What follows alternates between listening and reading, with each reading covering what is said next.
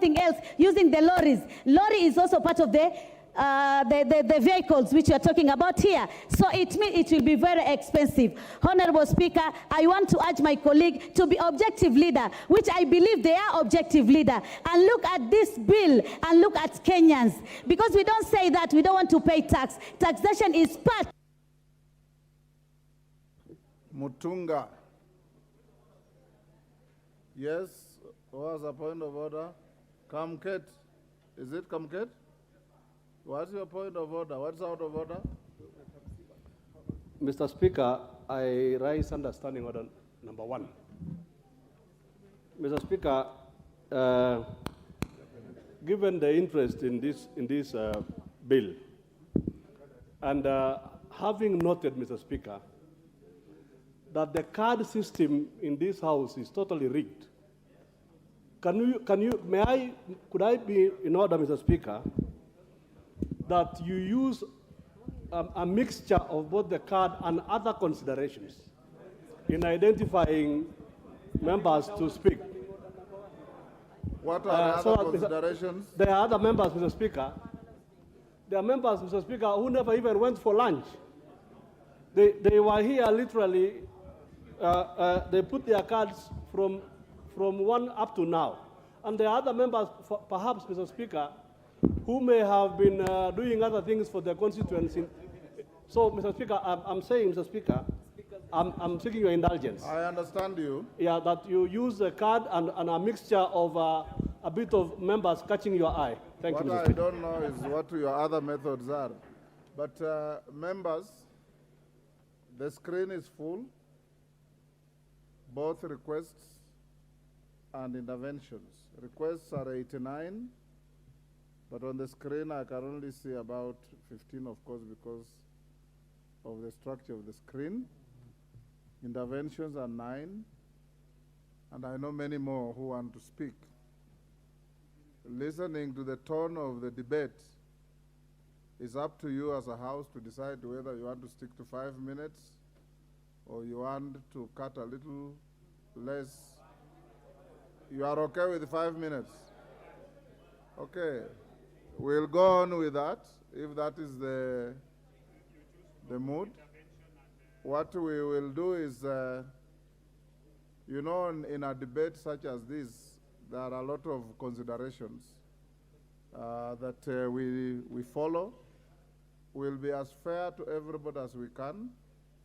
Remember that we are sitting up to 9 p.m.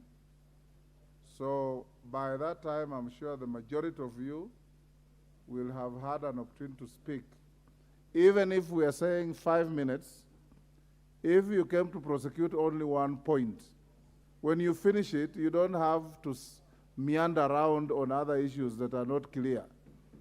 Prosecute your point and then give room to somebody else. Mutunga? And Sergeant, the chamber is too hot. Yeah, it's hot. Can you improve the aircon? Thank you, Honourable Speaker, for the opportunity to contribute to this bill. Honourable Speaker, as we speak to this particular bill, I seek for sobriety because the issues and matters in this bill are really important to this country. Honourable Speaker, yesterday we passed a report, clause by clause, the report on supplies, and we all did not have a problem. We all were happy at the end of the day. The bill pronounces some measures to raise revenue, to increase revenue by 211 billion, so that we may attain a target, which is in this year's budget, of 2.5711 trillion. For what purpose are we raising this money? Honourable Speaker, we want to raise money to increase, or rather to boost manufacturing and job creation in this country.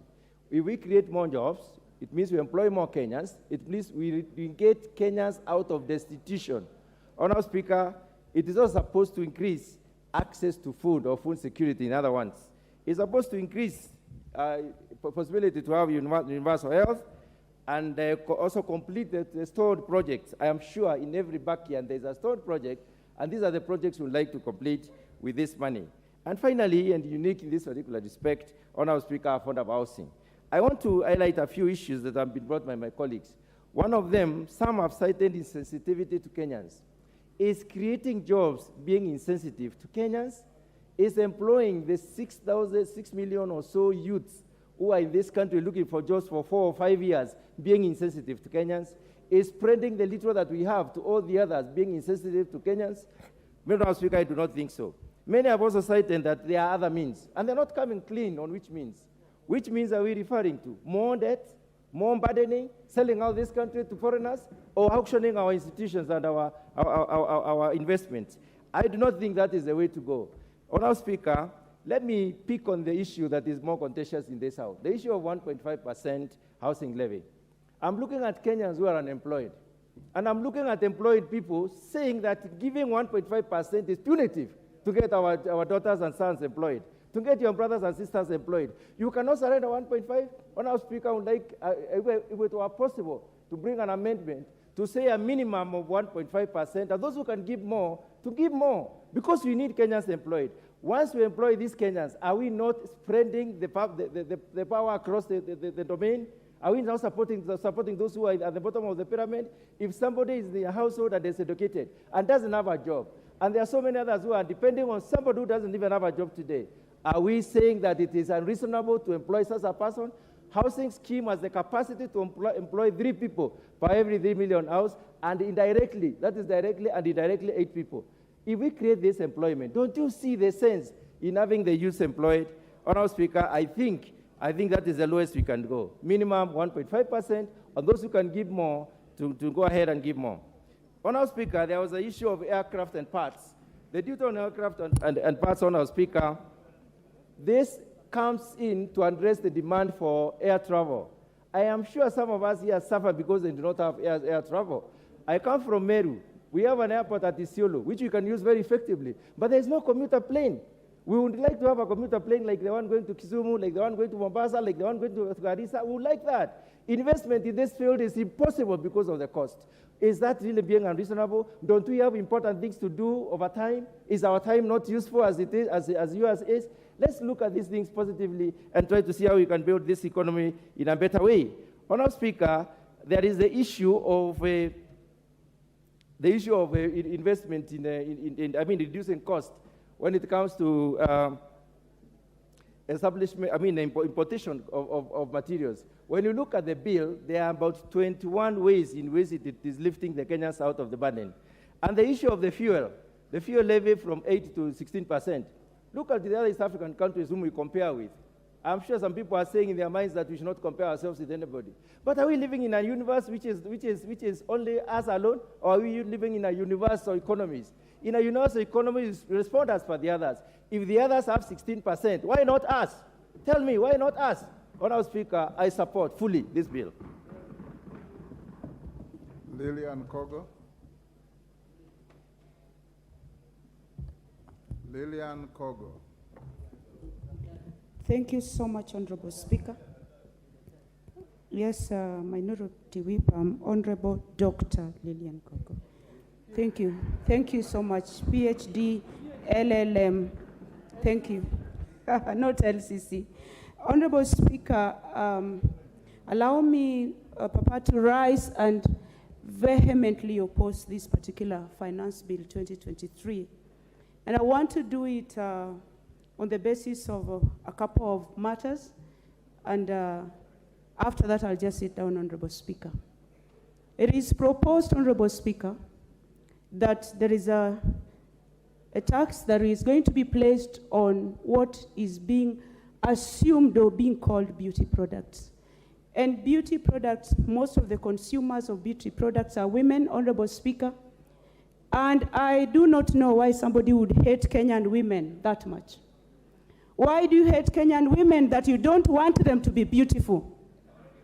Why do you want to hate Kenyan women so much so that even when you send fare, you complain?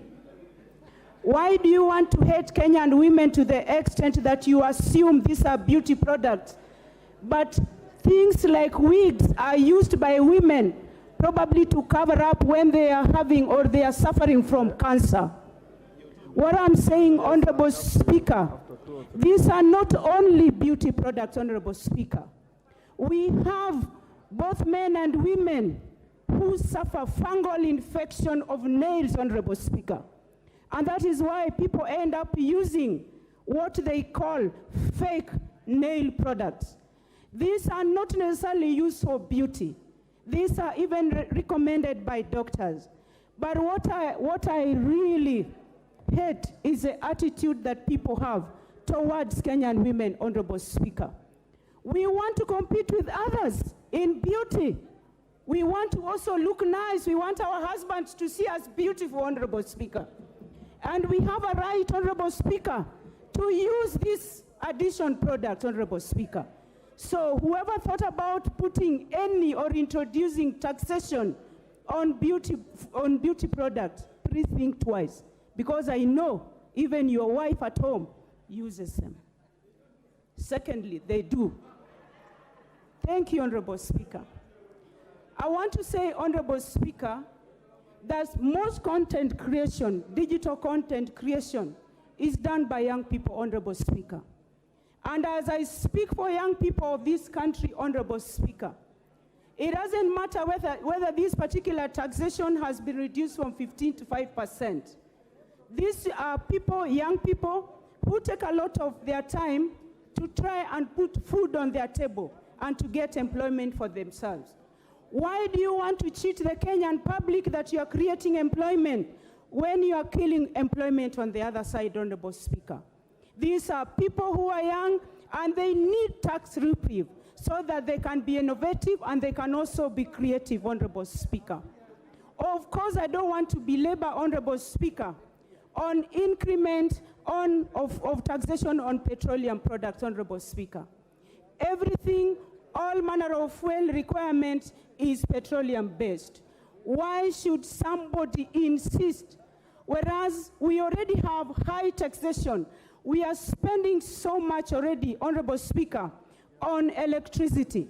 The cost of electricity in this country is so high, and most electricity generation is done using petroleum products.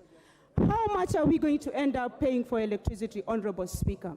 And Honorable Speaker, as I speak, please, Kimani Ichung'wah, can you allow me to expedite what I'm doing? I am not going to listen to you. I didn't speak when you're speaking, Honorable Kimani Ichung'wah. This is what I'm saying as I speak, Honorable Speaker, that I am going to say no when the time comes. I am saying I'm rejecting this finance bill in totality, Honorable Speaker, and I'm saying on behalf of Rangwe people who have sent me, Honorable Speaker, that I oppose this particular bill. I thank you.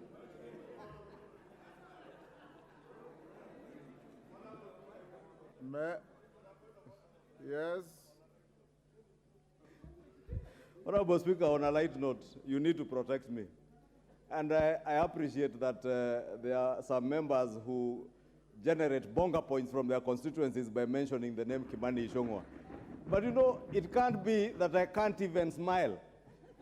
I know Lilian Gogo is a beautiful lady from Rangwe. And when she speaks about generation of electricity and says most of the electricity is generated through fuel, and I smile at her because she knows she's lying. And I was only smiling because she's telling a green lie. She knows most of our electricity today is green energy. It is not thermal energy. Okay. And because she knows it is the truth, she's You've made misleading your people. point. Please protect me, Mr. Speaker. Order. Order. Order. Member for Manyata. Yes, Chonga, what is the problem? Hold on, Kitonga. Thank you, Mr. Speaker. If you have been observing since when this session started, two members, the majority, leader of majority and his deputy, are busy intimidating this side instead of following what is going on.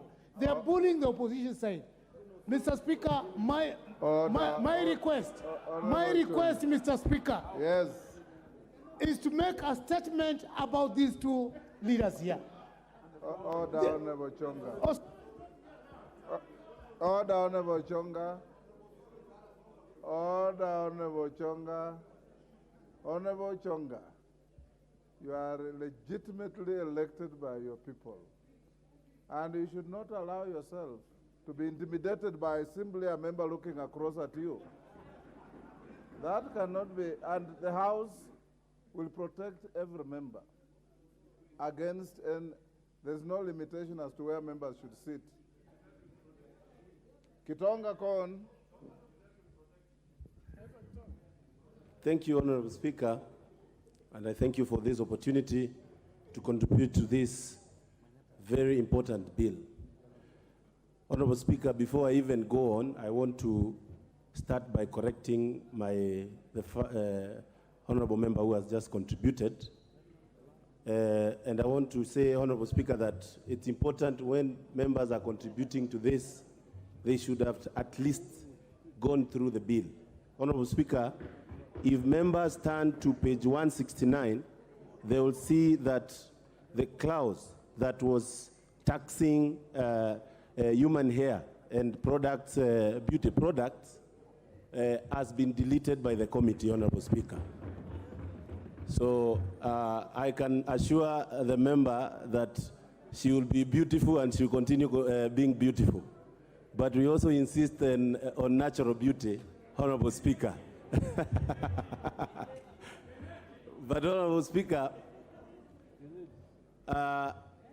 there has been a talk so much about the hustler in this bill.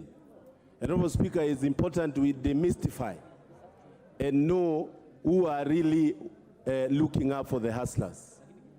Honorable Speaker, anybody who says that when we are talking of building houses, getting money that can be able to go down to our KIPES, our construction of markets and everything, Honorable Speaker, is bad, that is a member that does not care about the hustlers.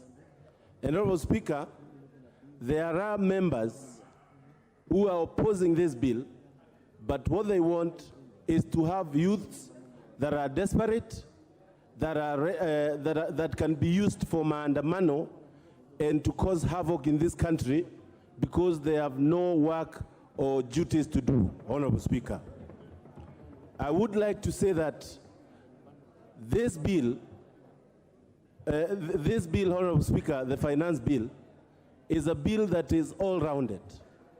And Honorable Speaker, because I have been thinking clearly on alternatives, and having looked at the people who have thought out this bill, I've seen they have looked at it wholesomely. I would like to say that it is upon the executive, because it is true that we are tightening our belt. And I want to say this clearly, Honorable Speaker, that we will do our part and pass this bill in this House, Honorable Speaker. But at the same time, I would like to call upon His Excellency the President and his cabinet and anybody else, including this Parliament, to start looking at how we are spending the money for taxpayers. I would like to see a case where we have austerity measures so that while Kenyans are tightening their belt, while Kenyans are trying as much as possible, we get these monies, Honorable Speaker, but let us have as showing, not only doing, but also showing that we understand the status of this country and we put austerity measures and close those loopholes where, Honorable Speaker, money get lost. I would like to say that, Honorable Speaker, I was happy yesterday when I saw the money that has been given to institutions that fight corruption. And Honorable Speaker, the only thing, and having spoken to many Kenyans, having spoken to my constituents, the challenge and their fear is how the government has been losing money through corruption. The assurance by His Excellency the President that monies collected will be used for the right reasons, without corruption. And I would like him to stamp his foot so hard that we don't have any coin getting lost through corruption, Honorable Speaker, because that will be very bad for anybody who has participated in passing this bill.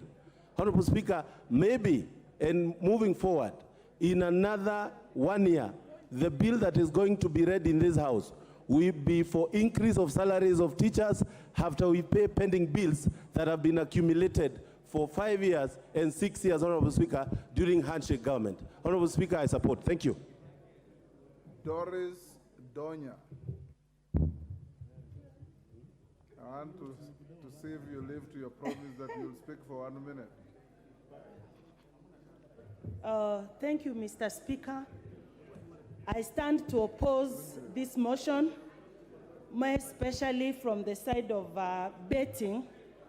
I don't understand why they had to lower the tax, bearing the fact that most people have committed suicide because they've lost their money. Wives, we can't sleep at night when our husbands are betting because they are waiting to win. So you can imagine the separation from love, having lowered the betting tax. On the other side, Mr. Speaker, every speaker who is supporting the motion is saying that we have a lot of public debt. What you are not telling us is what informed this public debt. What can Kenyans celebrate when we talk of these debts? What is the value? I come from Kisii. There are no roads, no teachers at the junior secondary school, no doctors in hospitals, no even medicine. We can talk of the other days when we were given free nets. Nowadays, the government gives nothing, no free nets. Even university students are complaining the supply of condoms has gone down. We are here, we are not even taking care of our citizens. No food. Mr. Speaker, we are not eating. We are hungry. We are talking of houses. You want people to vote for us. Who will be voting? Let me ask you, Mr. Speaker, which man will come and tell a woman, I love you, at night when you are hungry? What will you be doing? Your food is empty. We are opposing this motion, because this bill, because it does not cater for our interest. Mr. Speaker, the loopholes. Today I saw in one of the TV stations, one police officer makes 15,000 shillings in 2 hours from bribes. How much is that in a day? We should look on ways on how to seal the loopholes, not on ways to take from Kenyans what's duly theirs. I stand firm from Kisii County. The people of Kisii County whom I represent have told me the bill is not good. When I had a conversation with Honorable Soro, he was not smiling because he knows deep down his heart this bill is not good. And if this bill is good, honorable members, why can't we do secret balloting? You will see how it will fall flat. My people from Kenya Kwanza, the other side, you will vote no. So, Mr. Speaker, if this bill is good, let's do secret balloting, yes, and Osoro. it will fall down. Yes, Osoro. What is your point of order? Honorable Speaker, I don't think it's in order for Honorable Donya to use me in her statements that when I had a conversation with her that I wasn't smiling. Honorable Speaker, she cannot use there is no smilometer to define whether I support this thing or the finance bill or not. She's been smiling all along when I was contributing, Honorable Speaker. An indication that she was supporting what I was saying is only that at the point she stood to speak, she lost control and only imagined about condoms and things that we actually do not do in Kisii, Honorable Speaker. I consider Honorable Donya as... What is your point of order? My point of order, Honorable Speaker, is that she's using my name to make a statement, which is wrong. I support the finance bill. We are not going to vote secretly. It is public, and Kisii County is supporting the finance bill, the entire Kisii County. Donya, finish up.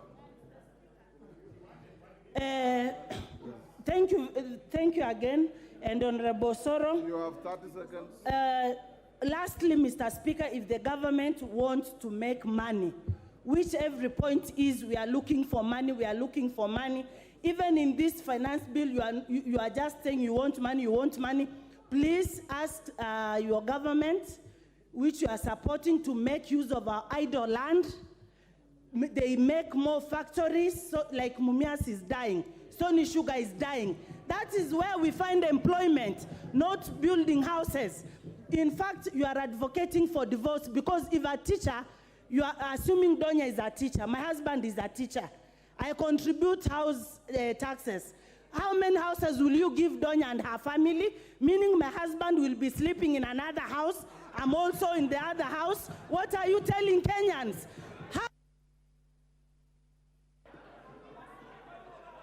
Thank you. Thank you, Honorable Donya. Owen Bayer.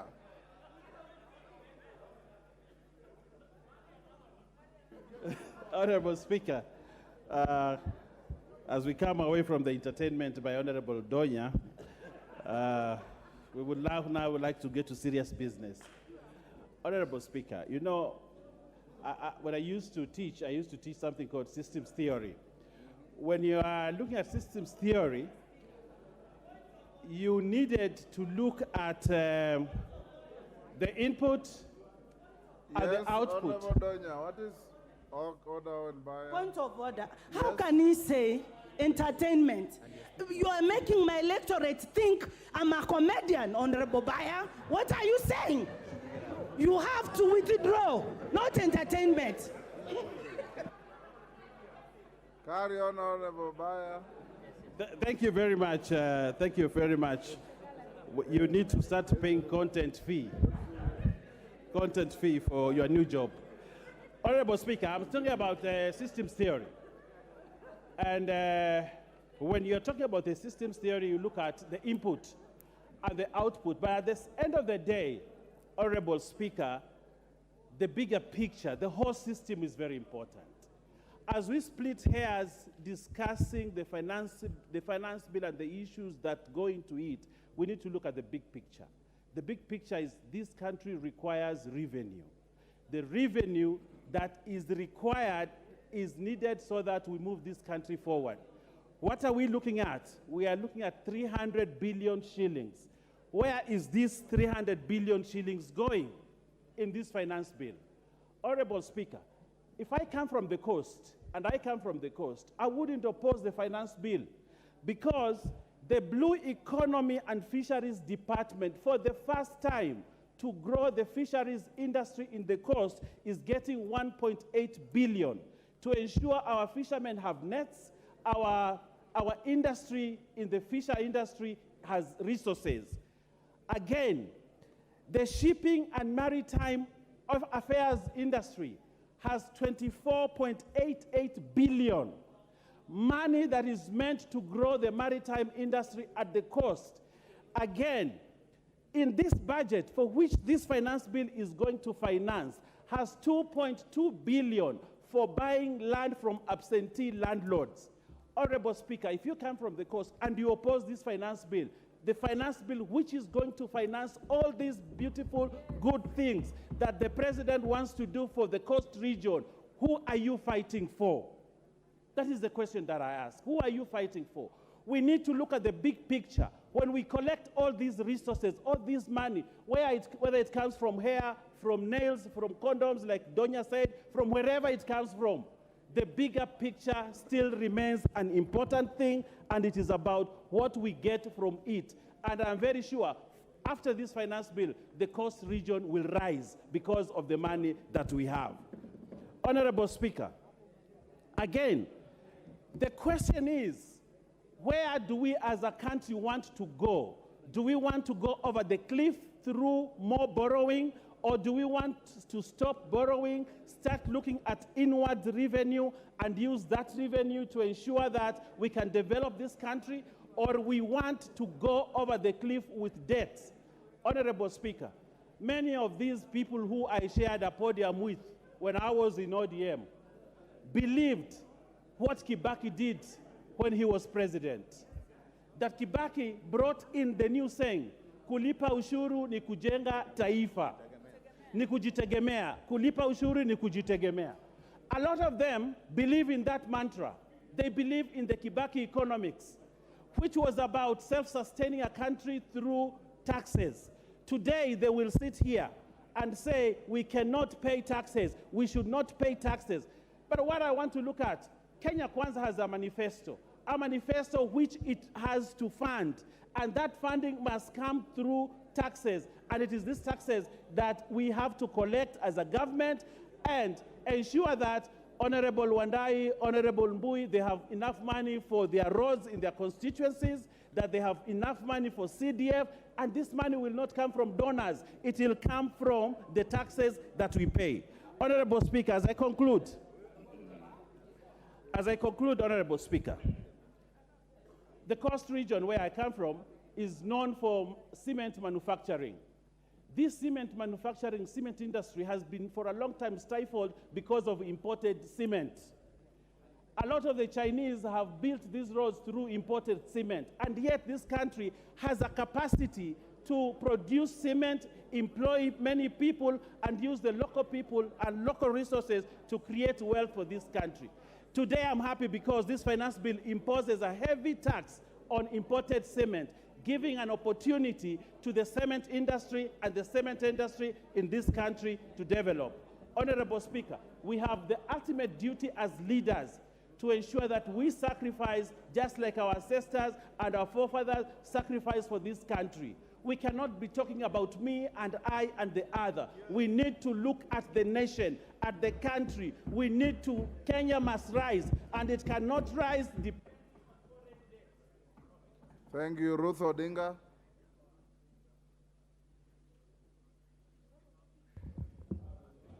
Thank you very much, Mr. Speaker. I'd like to oppose the financial bill. Mine would be to start by saying that there's no Kenyan who does not want to pay tax. And we are not here to say we are opposing this financial bill because we don't want to pay tax. I think every Kenyan is paying tax and has been paying tax. Probably they are only complaining that the tax that they've been paying, they do not know what it does that benefits them as such. And that now that they're not even satisfied with the one they've been paying, they're now being made to pay more than what they've already been paying. And I think that should be stated clearly, because it's important that we are not misled by the KK brothers of ours here to say that we are saying people should not pay tax. That is not the case. I would like to start off with the fuel levy. For me, I thought that one of the reasons that the fuel levy was actually reduced from the 16% to the 8% was during the COVID times, when the country was going through a very terrible time, and there was a revamp in there was a slump in our economy. And after that, we are now in a period that we are stating that the economy is now back to normal. I don't think so. I don't know why the Kenya Kwanza team have decided to agree. The government is saying that now we are back to paying 16% from 8%. Yet the economy is worse. People are suffering more. Most businesses are still closed since COVID.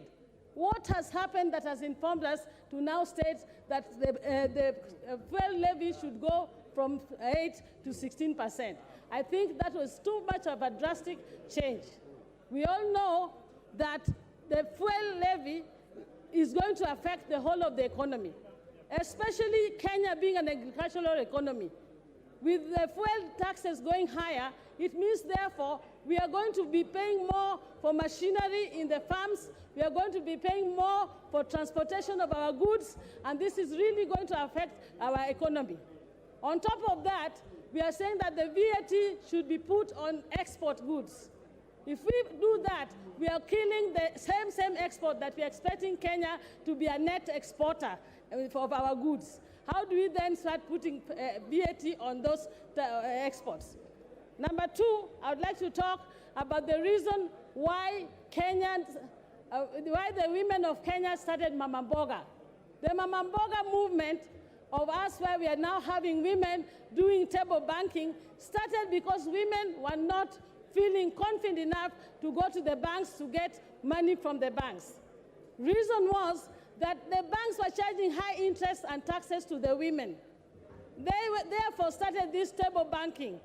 Now, the table banking has been helping the Mama Mboga. If you now start saying you're going to be charging taxes on the table banking, this is actually immoral and criminal to say that you want to tax Mama Mboga. That is going to really be one of the things that I think is going to make this country to flop. Third and most, I come from Kisumu County, and Kisumu in Western Kenya and the whole of Western Kenya have got through in historical injustice, have never been able to have the industries that some of these other parts of the country enjoy. Most of our economy is actually run by the Jua Kali sector. And when you now say that you're going to put the turnover tax to be able to see that we are now paying taxes from 500,000 instead of the 1 million, you are actually. Anyway, I know my time is about up, Bwana Speaker. I want to say something last. Bwana Osoro, you actually said that in Kenya, those who have, the majority have their way as the minority have their say. The majority in Kenya are the Kenyans who are out there. The Kenyans in Kisii and everywhere else, they are the majority. And if this financial bill does pass, mtaona Kenya is going to go on fire. There will be fire in Kenya. And the fire will be coming from the majority, who are the people who are outside in Kenya, who are putting these taxes on. Thank you, Mr. Speaker. Order, honorable members. Members, let's acknowledge in the presence of the galleries, public and speakers, Moi Girls, Nairobi, Kibra,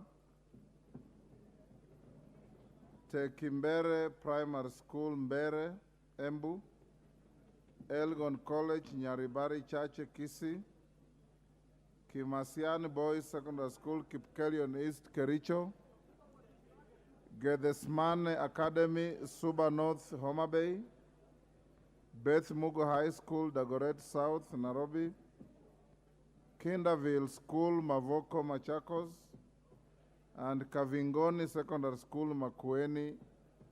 On your behalf and on my own behalf, I welcome those students and their teachers to Parliament. Didaraso. Thank you very much, Honorable Speaker, for this opportunity.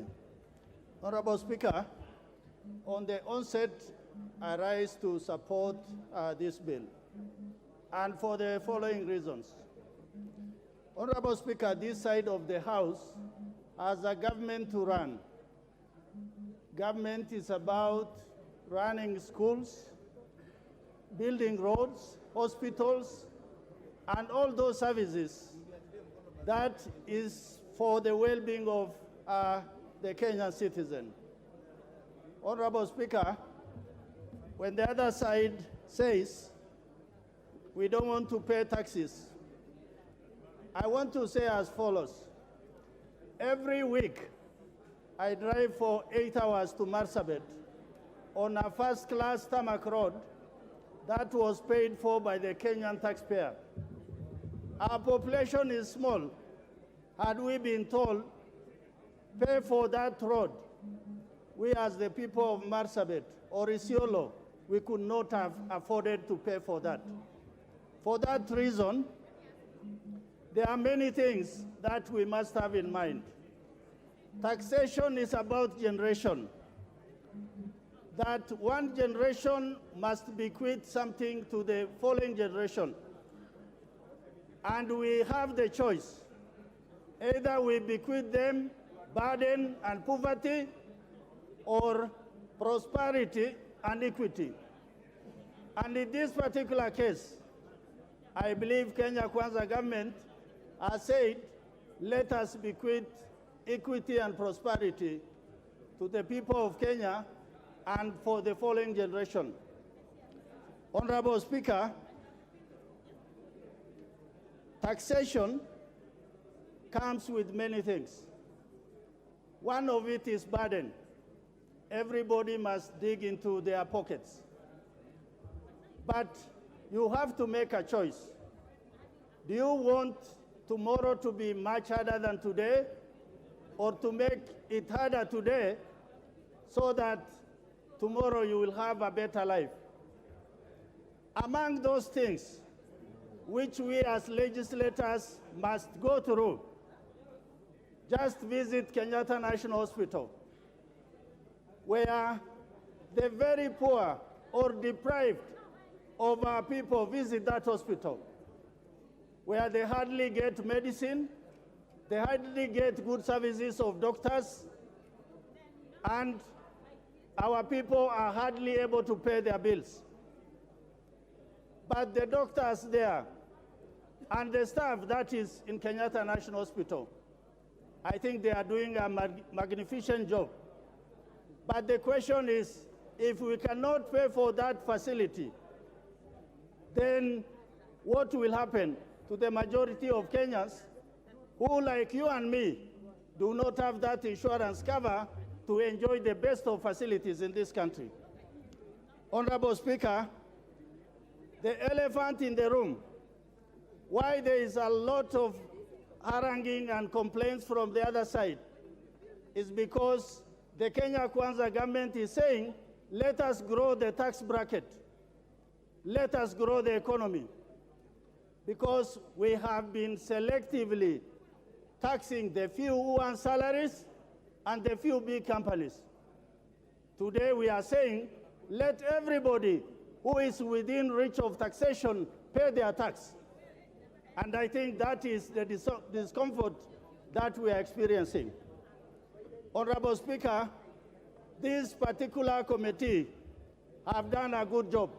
What they have done is they have tried to balance between tax exemption areas and taxation areas. Finally, it is on the housing levy. Honorable Osoro said, in Kisii there is not enough land. In Marsabit, we have enough land. Sometimes we think what to do with that land. For that reason, if there's a constituency where the government is ready to build the 290 houses, I think they can come to Marsabit, and that land is available. Finally, the issue of housing levy, it is a saving, not a taxation. Kenya is considered to be one of the countries where people... Your time is up. Makali Mulu. Yeah, thank you very much, Honorable Speaker. Honorable Speaker, I want to start by swearing that I will say nothing but the truth only. Honorable Speaker, since this country became independent in 1963, projects have been funded, development projects have been funded, and the funding has either been through local revenue or debt. You are there. So this idea of people saying that development will not be able to be carried out because the bill will fail is a fallacy, Honorable Speaker. The second point, Honorable Speaker, is that we all say that Honorable Mwai Kibaki was able to multiply local collection by 5 times. There are 2 things which Mwai Kibaki did for him to be able to collect that kind of amount, Honorable Speaker. The first one was to ensure that Kenyans get value for money, so that the taxes they pay, they are able to get the kind of development they expected. And the second one was to build public trust, Honorable Speaker. Honorable Speaker, if you look at what is happening, Honorable Speaker, if you look at what is happening, Honorable Speaker. Order, Honorable Makali Mulu, there's a point of order from... Honorable Speaker, I did not intend to stop my brother from contributing, but I think there is a problem that has just occurred with our machines, Honorable Speaker. Yes. Since I came in, I have been number 5, and now it has gone completely off. And my immediate neighbor on my left is also experiencing a similar challenge, Honorable Speaker. So how, all of us, so how do we then track? Because some of us forfeited their lunch in order to be here so that we contribute substantively to this debate, Honorable Speaker. So kindly advise, Honorable Speaker, on the same. Go on, Makali Mulu. Yeah, thank you, Honorable Speaker. So, Honorable Speaker, what I was saying We'll is, improvise. I just want to comment on a number of proposals. Honorable Speaker, the proposal to increase VAT from 8 to 16% Yes, fuel levy, Honorable Speaker, will have two implications. The first one is going to be able to increase the cost of transportation, and the second one is the cost of production, Honorable Speaker. This is going to be made worse, Honorable Speaker, by the fact that in the same bill, there is a proposal, Honorable Speaker, to increase what they are calling, Honorable Speaker, vehicle advance, increase advance payment on passenger vehicles and commercial vehicles, Honorable Speaker. So the cost of transport is going to be increased. And as a result of that, Honorable Speaker, even agricultural production is going to be more costly, Honorable Speaker. So we are likely not to get the kind of benefits we expect from that increase. The second matter, Honorable Speaker, is the issue of the housing levy. Honorable Speaker, it's been proposed that we charge 3%. I listened to the committee chair indicating that he will be reducing that to 1.5%. But two things, Honorable Speaker, have happened, which are going to make the things worse, Honorable Speaker. The first one, the capping has been removed, Honorable Speaker, of 5,000. So you only pay now 1.5% of your basic pay, Honorable Speaker. The issue of the money being collected, the issue of it being a saving, where you can claim it back, Honorable Speaker, has also disappeared. So now what is going to happen, Honorable Speaker, is you give out the money, you will not be claiming anything, which makes things worse, Honorable Speaker. Honorable Speaker, I've not even spoken for a minute, I can see. But yeah, so Honorable Speaker, the issue is the housing levy, Honorable Speaker, will be making matters worse for the Kenyans instead of improving it. The third issue, Honorable Speaker, is the issue of moving a lot of the goods from zero rating to tax exemption, Honorable Speaker. The fact that you are moving from zero rating to tax exemption, Honorable Speaker, is going to increase the cost of the same goods because the component of VAT for the inputs will not be factored in, Honorable Speaker. So, by the fact that this bill is proposing to move a lot of the goods from zero rating to tax exemption, Honorable Speaker, is going to make things worse for Kenyans. The other thing, Honorable Speaker, is excise tax. Yes. There has been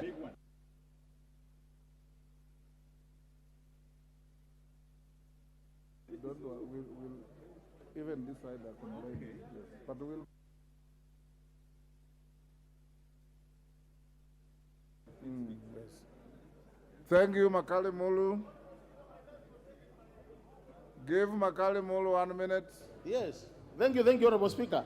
So the last point, Honorable Speaker, is the issue of the excise tax, where I was saying the fact that when you impose excise duty, Honorable Speaker, on goods like clear gas, cement, and sugar, what will happen, Honorable Speaker, is even the expectation of generating more revenue or improving local manufacturing is going to be negated. On this basis, Honorable Speaker, what I want to say is the way the bill is being proposed by the Finance Committee is making things worse for the Kenyans, and this makes it a very strong candidate for rejection. So on those basis, Honorable Speaker, this bill should be rejected so that we help Kenyans improve their lives. Thank you, Honorable Speaker. Rahim Daud.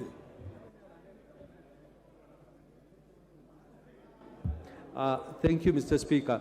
Mr. Speaker, I would want to support the finance bill. And Mr. Speaker, I have seen the minority whip here today. Honorable Junet Mohammed is here. And Mr. Speaker, I think he should be doing his work because this report of the finance bill has been signed by both sides of the aisle, the Azimio together with the Kenya Kwanza. So, Mr. Speaker, I fail to understand when they are opposing this bill, when his members have already signed this bill. No offense meant, minority whip. Mr. Speaker, the reason I am supporting this bill, Mr. Speaker, the committee has done an excellent job. The committee of Honorable Kimani Kuria has done a good job, Mr. Speaker. Clause number 36 of Section 32 of the Tax Tribunal's Appeals Tribunal, where the Treasury had proposed that any person who is aggrieved by the position of the Commissioner of Income Tax or Commissioner General cannot appeal until he deposits 20% at the tax KRA. So, Mr. Speaker, that has already been overturned by the committee, and that's a very good proposal. Mr. Speaker, the committee again has overruled the Treasury on the tax exempt, what Mheshimiwa Makali Mulu has talked about. Mheshimiwa Speaker, the clause number 3330, where Treasury had proposed to do VAT exempt for fertilizers and other pesticides together with the tea, the committee in its wisdom has rejected, has said that it should be zero rated so that all the companies which are producing fertilizer together with the pesticides will be able to now claim the VAT. Mr. Speaker, the other thing one of the previous speakers has talked about, I think I did raise an issue, but the mobile tax has not been increased. It was proposed to be 15 from 12, but the committee has retained it at 12 and ignored Treasury. So, Mr. Speaker, that should be even noted. Mr. Speaker, the digital content, a few speakers previously have said that the digital content was at 15%. Yes, Treasury had proposed 15, but the committee has reduced it to 5%. So, Mr. Speaker, there are many other things which are good in this bill, where the rental income was at 10%, but it has been reduced to 7.5%. So, Mr. Speaker, let us look at the good points in this bill, and I believe once the bill comes into play, we will have the housing levy. I need houses. If the members who say they do not need houses, I need houses in my constituency, and Meru County is ready to take all those houses which will be provided. Because once those are there, I mean, we are not looking at houses for ourselves. We are looking for houses for our people who will be getting those houses. Mr. Speaker, the clause number 52, where the committee has rejected the proposal of Treasury to give the Commissioner of Tax to registration on notification of abuse of power. So, Mr. Speaker, there are a lot of good things in it.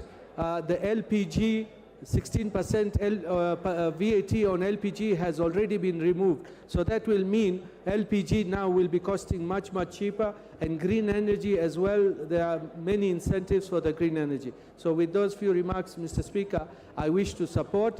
And there are people on many WhatsApp groups, they say that they will probably not elect us in 2027. We want to tell them, wait and see how these tax proposals will work, and I believe they will work to our good. And the Azimio should give us their proposals of the budget, not to pinpoint the bad parts. They should have told us what would they have done differently, rather than criticizing everything what has been done. Thank you, Mr. Speaker, and I support. Karoli Omondi.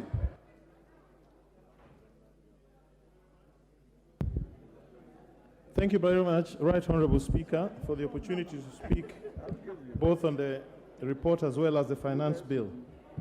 Mr. Speaker, from my experience, there are three things that normally can tell you the trajectory a country is taking, one of which is the level of savings.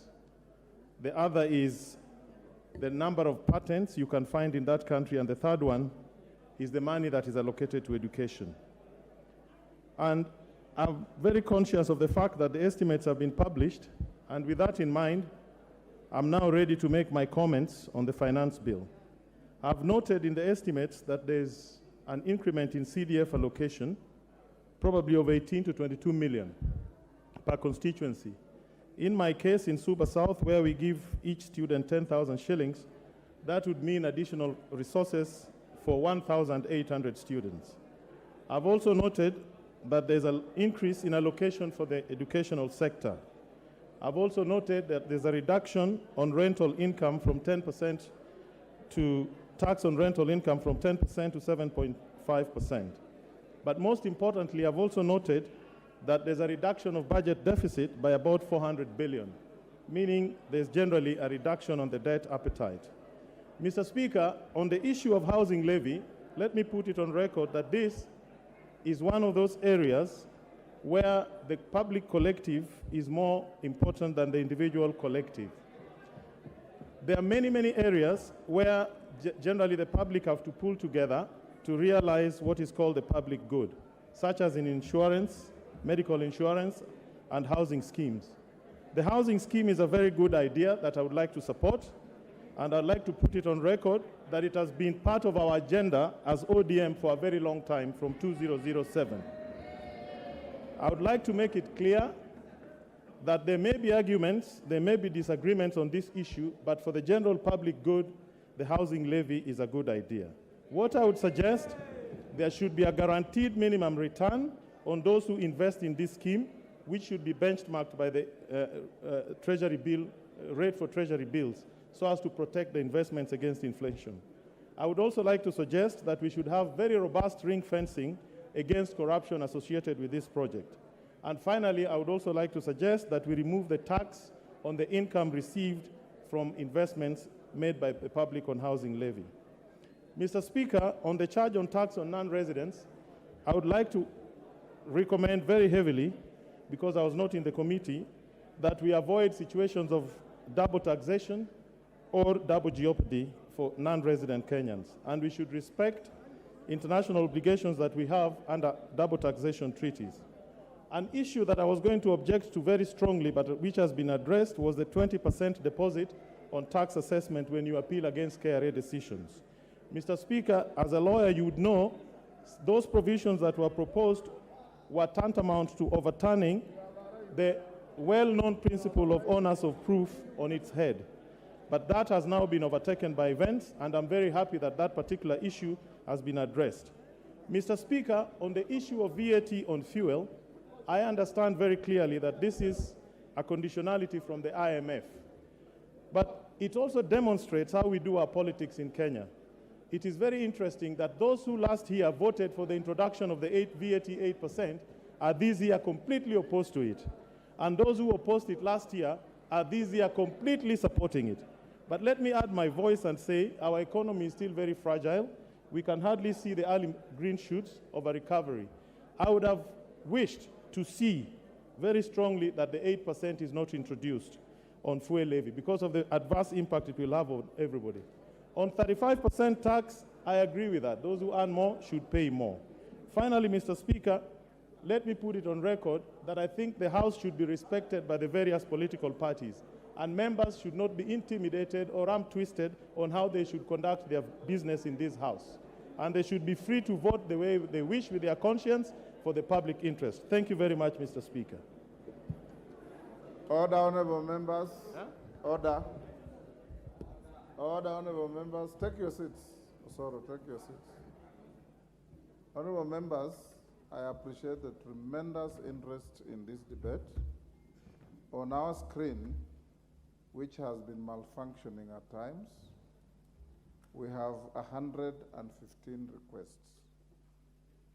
At 5 minutes, it means by 9 when we rise, just about 57 of you will have, no, 67 of you will have spoken.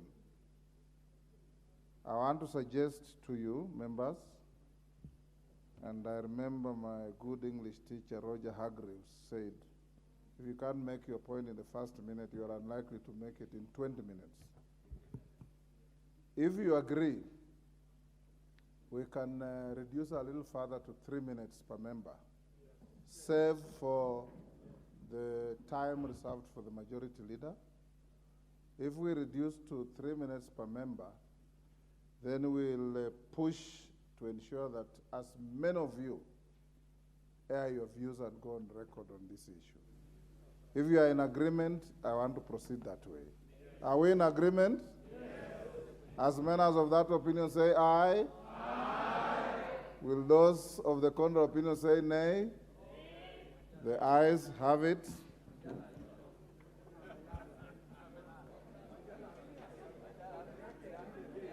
David Ocheng. Adjust your timing, 3 minutes. And honorable members, please reduce your trips to the chair so that we can order. Honorable members, please reduce your trips to the chair. We'll make sure everybody speaks.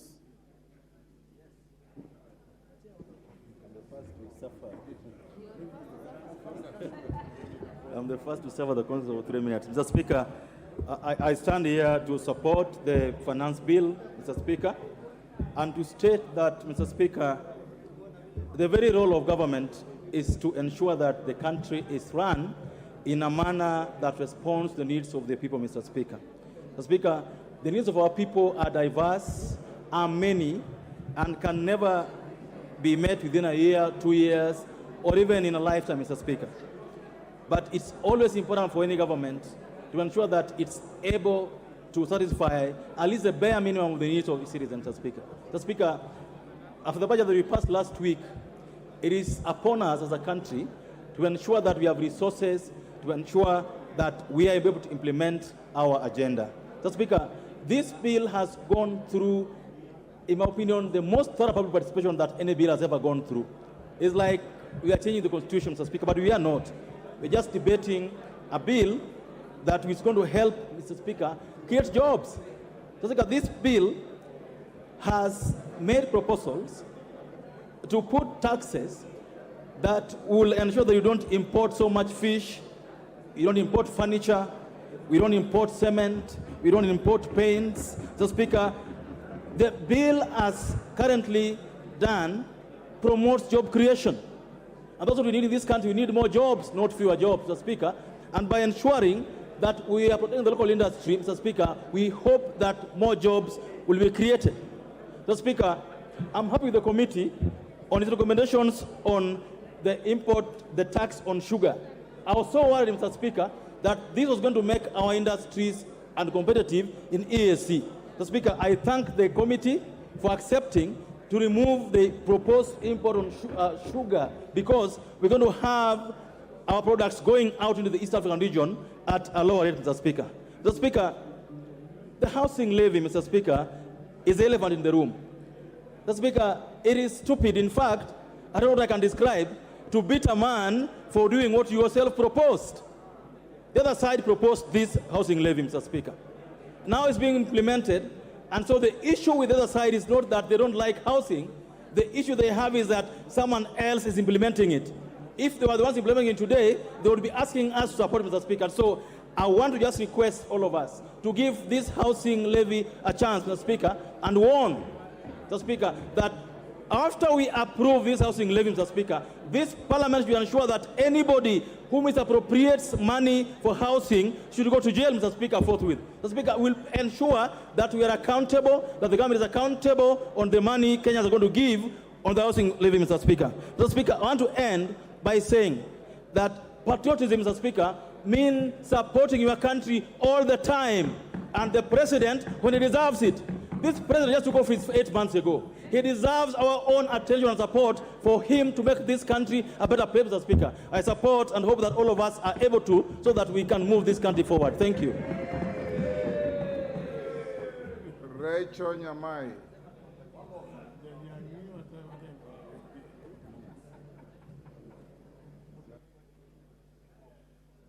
Thank you, Remember, Honorable you have Speaker. 3 minutes each. Thank you, Honorable Speaker, for this opportunity. Honorable Speaker, on the onset, I support this bill. Mr. Speaker, I am supporting this bill because my constituency is a beneficiary of a project of 147 kilometers of tarmac, and I have made requests for more roads. So I will be insincere, Honorable Speaker, to be in this House to say that the budget should not be financed. Honorable Speaker, on the matter of housing, Mr. Speaker, this is not a new project. It is a project that has existed in the previous regime, and it is here with us now, and I would like to encourage all our colleagues to support this bill.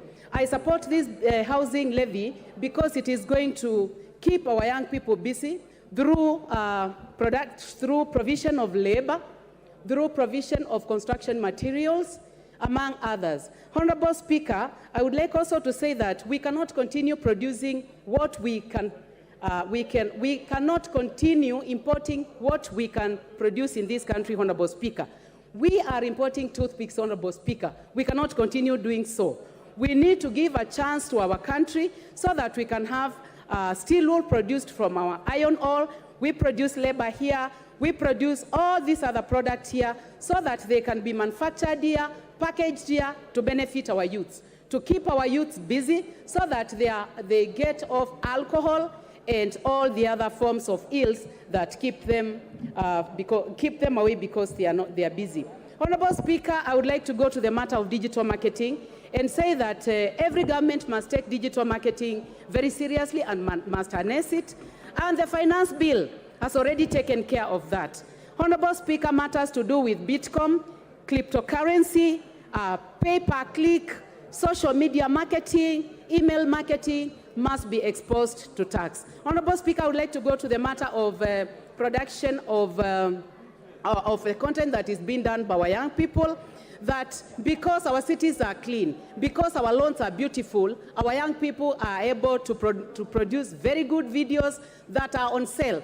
Honorable Speaker, I do not see any problem that we give a small fee of 3% has been suggested. So, Honorable Speaker, as I sit, I would like to say that I'm supporting for electricity, for everything that we are asking from government, because we must finance development. Thank you, Honorable Speaker. Kahangara. Joseph Kahangara, member for Larry. He's there. How can he be looking this way and not? Joseph, carry on 3 minutes. All right. Thank you. Thank you very much, Mr. Speaker, for giving me an opportunity also to add my voice to this Finance Bill 2023-2024. And from the onset, Mr. Speaker, let me say that I am supporting this particular bill.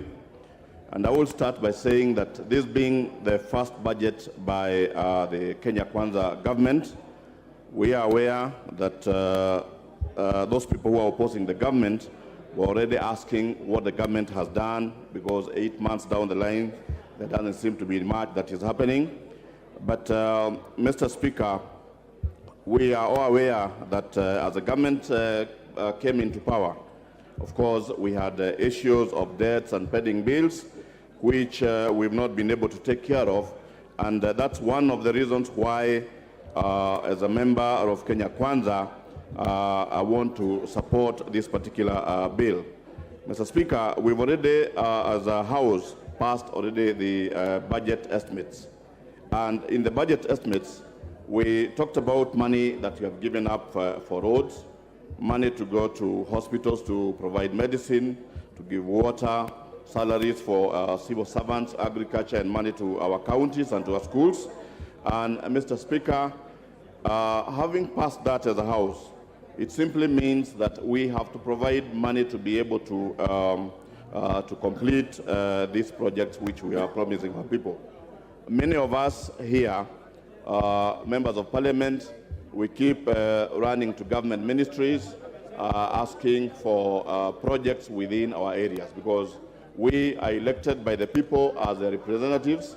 They expect that we are able to lobby within the government to be able to deliver on projects and many other needs within the constituencies. And as we do that, Mr. Speaker, anytime our president or the leadership would come visiting our constituencies, we'll tell them that we need particular projects. So, Mr. Speaker, let me say that the finance bill is going to provide us with that money so that we are able to be able to give the services to our people.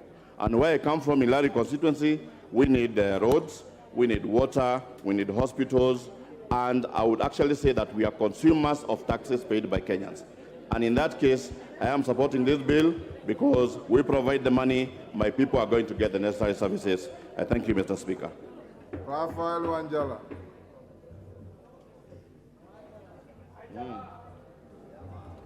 Thank you, Mr. Speaker. Mr. Speaker, I stand on a point of order I am giving you an opportunity to contribute to the finance bill.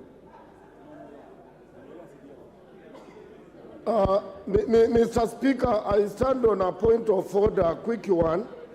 Mr. Speaker, I was even, you know, Mr. Speaker, it's us who appropriates money for this government.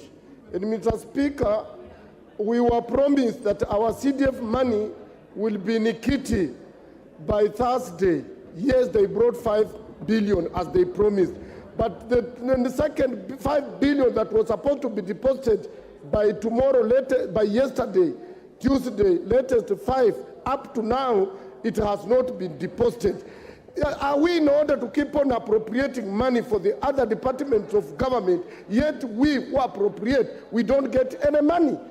Is that your contribution to the finance bill?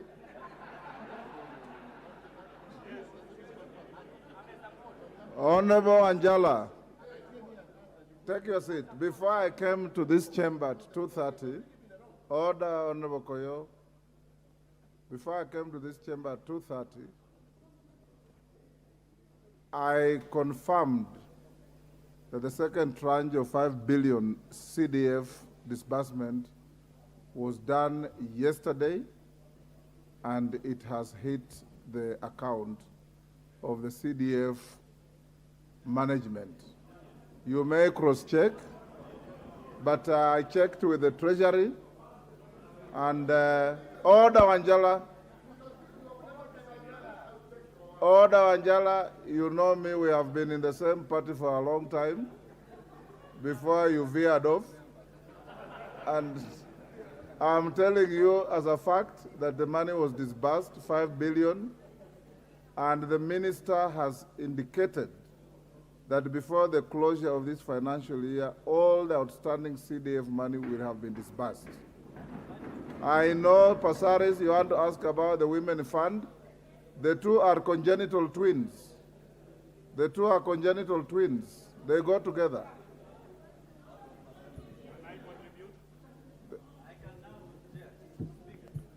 Who had finished speaking?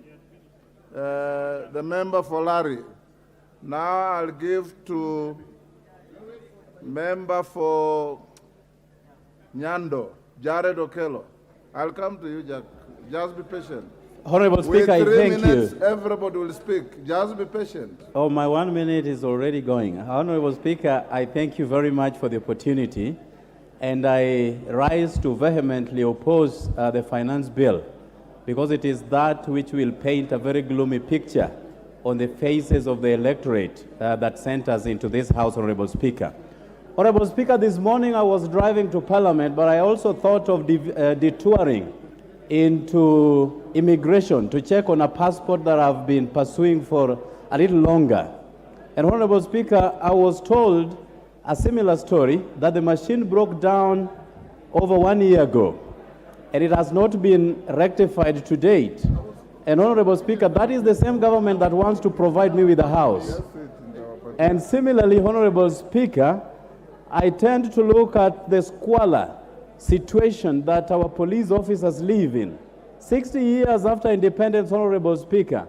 And that is the same government that is promising me a house in the next 7 years, Honorable Speaker. Either there is an absolute appetite for money in this government, or there is greater affinity for corruption that will be unraveled within the next few years, Honorable Speaker.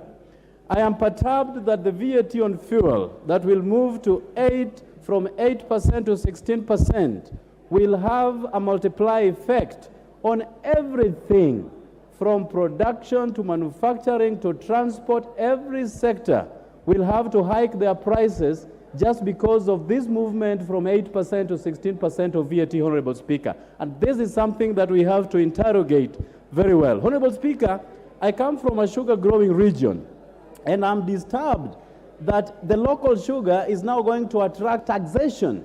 And yet we know that under the COMESA trade tariffs, there is zero rated taxes on COMESA sugar, Honorable Speaker. Are we killing our sugar to the detriment? Are we, perpetuating the interest of COMESA sugar to the detriment of our own, Honorable Speaker? I am told, and I have read, that there will be VAT on insurance, Honorable Speaker. are we taxing the accident or we are taxing the injury, Honorable Speaker? These are some things that we need to really look into, Honorable Speaker. Then there is finally the tax amnesty that has been taken back to December 2022, Honorable Speaker. The law does not act retroactively. The law moves forward. So either there is something fishy with this tax amnesty, or there are a few individuals who would want to escape the hangman's noose when it comes to... Bashir. Honorable Bashir. Thank you, Honorable Speaker. Honorable Speaker, this Finance Bill 2023 has generated a lot of interest, more so to most of Kenyans. And the reason for that is because of the lies and the rumors surrounding the Finance Bill. Some Kenyans were actually asking me, why is the government introducing a Finance Bill looking like there has never been a Finance Bill in Parliament? That this is the first Finance Bill ever to grace this House. And that is the concept that those who oppose have driven into the minds of Kenyans. Honorable Speaker, when you look at the entire Finance Bill cumulatively, how much does it plug into the 2023-2024 budget? Only 311 billion Kenyan shillings.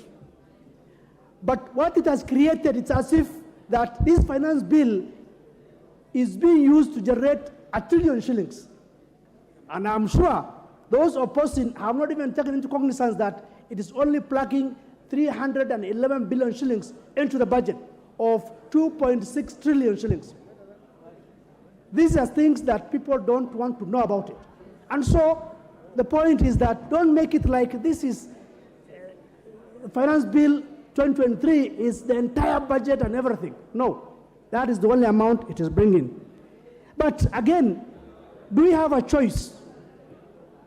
The choices are two. We raise taxes or we borrow. The easier route is to borrow.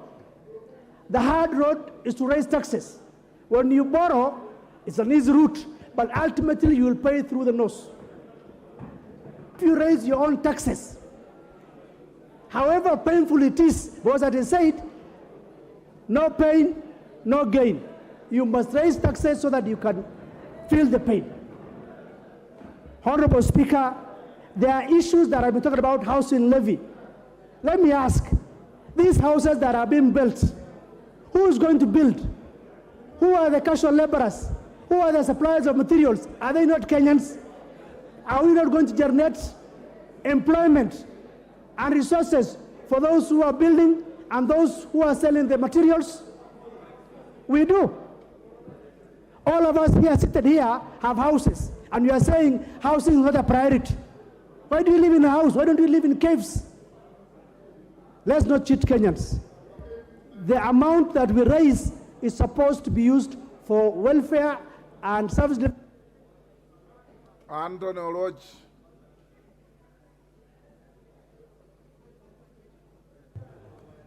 Thank you, Honorable Speaker. I'd like to begin first by saying that this finance bill is for total rejection. Honorable Speaker, my preliminary point is to invite this House, and particularly, Honorable Speaker, that you issue directions and a ruling on the bill in light of the supporting reports, and we were invited to study both. I have audited 1/3 of the proposals for amendment, and my view is it goes contra our standing orders and the traditions of this House that you cannot amend more than a certain percentage or fraction of a bill without mutilating it or without it turning out to be another bill. The number of clauses that have been amended that I have personally gone through, out of the 84 clauses that I have gone through of one particular stakeholder out of the more than 180, 50% of those the committee has either amended, deleted, or agreed, which means more than 50% of this bill, after the report will have been tabled, will not be the same bill. Honorable Speaker, having dispensed without preliminary issue, I'd like to state as follows, that I have gone through 5 finance bills. This would be the 6th. Honorable Speaker, on this particular one, and on very many clauses touching on ordinary Kenyans, this government has gerrymandered, prevaricated, wobbled, and in the end said nothing and presented nothing to the people of Kenya. Honorable Speaker, this bill is for rejection. It is for rejection because this bill is not only punitive, it is selective and creates classes among the people of Kenya, inequality, and it is contrary to provisions of the Constitution, in particular Article 40, that establishes proprietary ownership over salaries and earnings of individuals. It is contrary to the provisions and the tax principles under Article 201 that says that tax must be simple, it must be equitable, it must be accountable. When you put in place a housing levy in which you yourself do not know whether it is a levy or a tax, if it's a tax, then you cannot say that people will come and seek for refund. If it is a saving, then it is voluntary. Honorable Speaker, there are many, many other reasons why the bills will be rejected. I stand here to support many and most of our colleagues who have said that.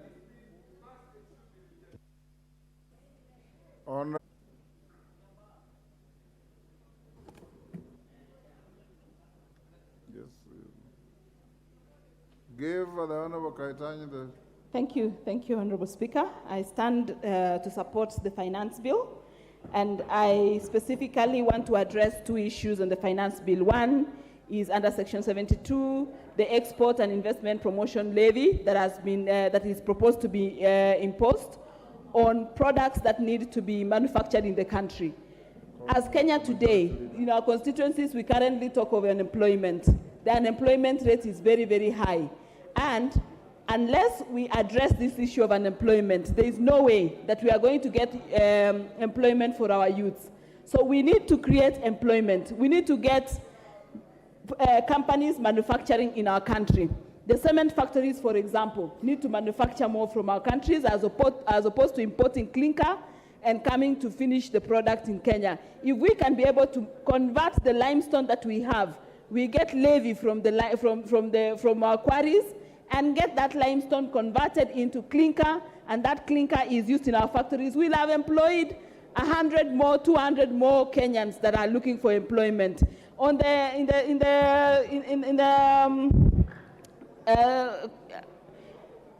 sectors of roads and iron, we know that a lot of iron is imported. If we can be able to manufacture most of this iron, we know companies that manufacture right now, and the kind of number of employees that they have is they go into thousands. So by creating employment, by creating this levy, we are encouraging employment in our country.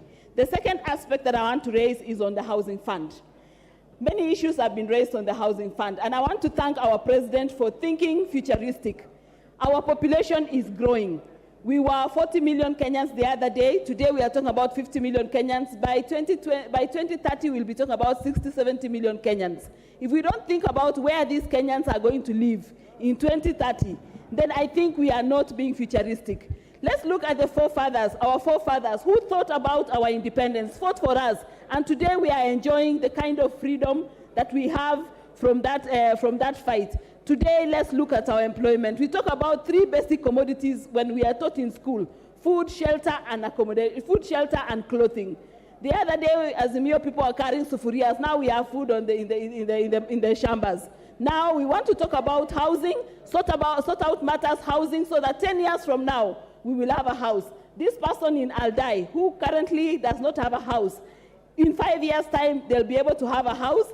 And for Donya, who said she'll have a house, her and her husband, they can use the other house to rent as they live in one of the houses. So you don't have to live in both houses. You can live in one and rent the other, and you get additional income.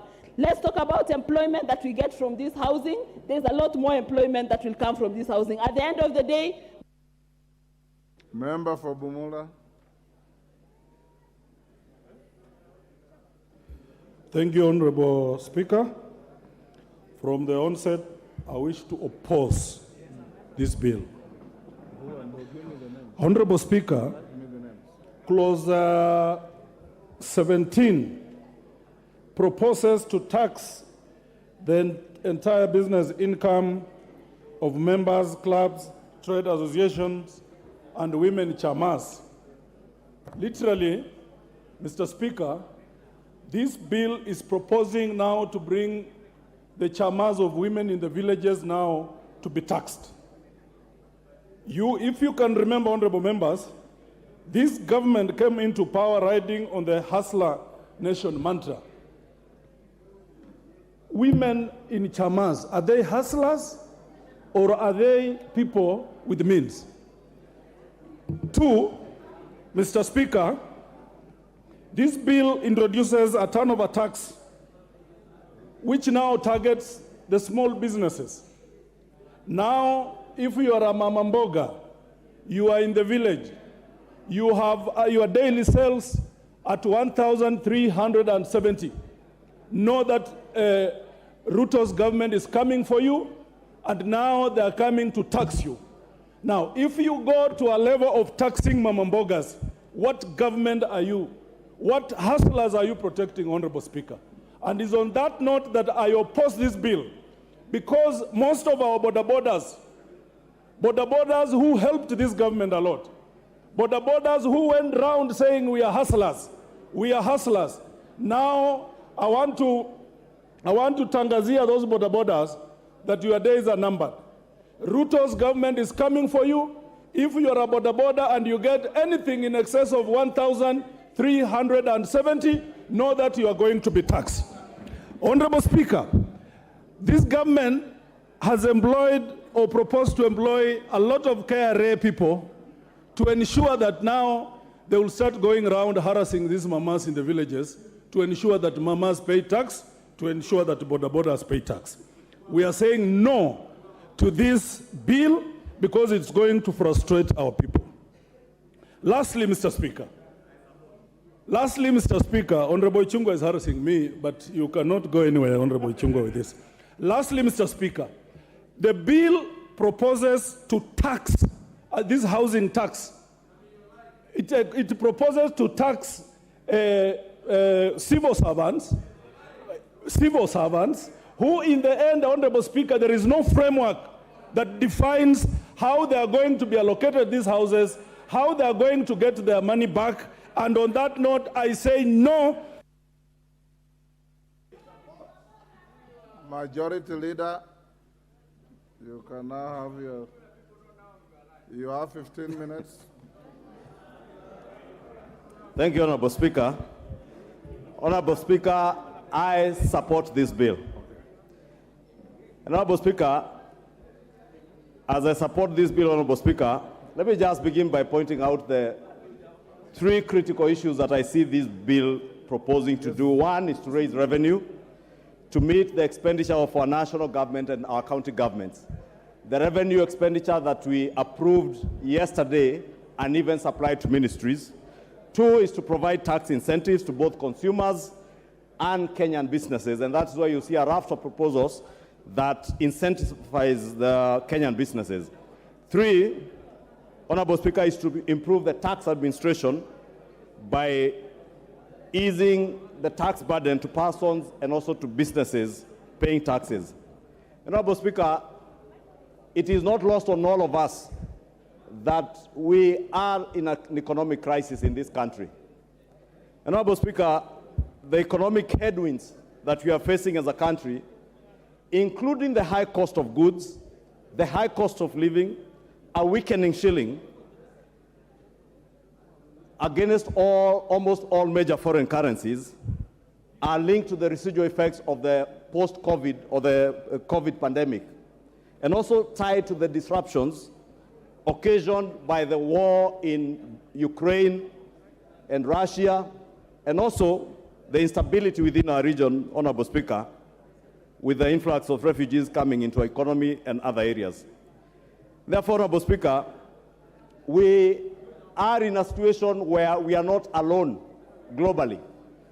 We are part of the global economy, and the rising interest rates in Western democracies like the US have had a ripple effect on our exchange rate and consequently even on the cost of living and the cost of commodities, considering that we have been importing most of our goods, including, Honorable Speaker, food items. Honorable Speaker, it is true that in the last few months, government has had to waive duty on food items to try and bring down the cost of living and make the cost of living more palatable to Kenyans.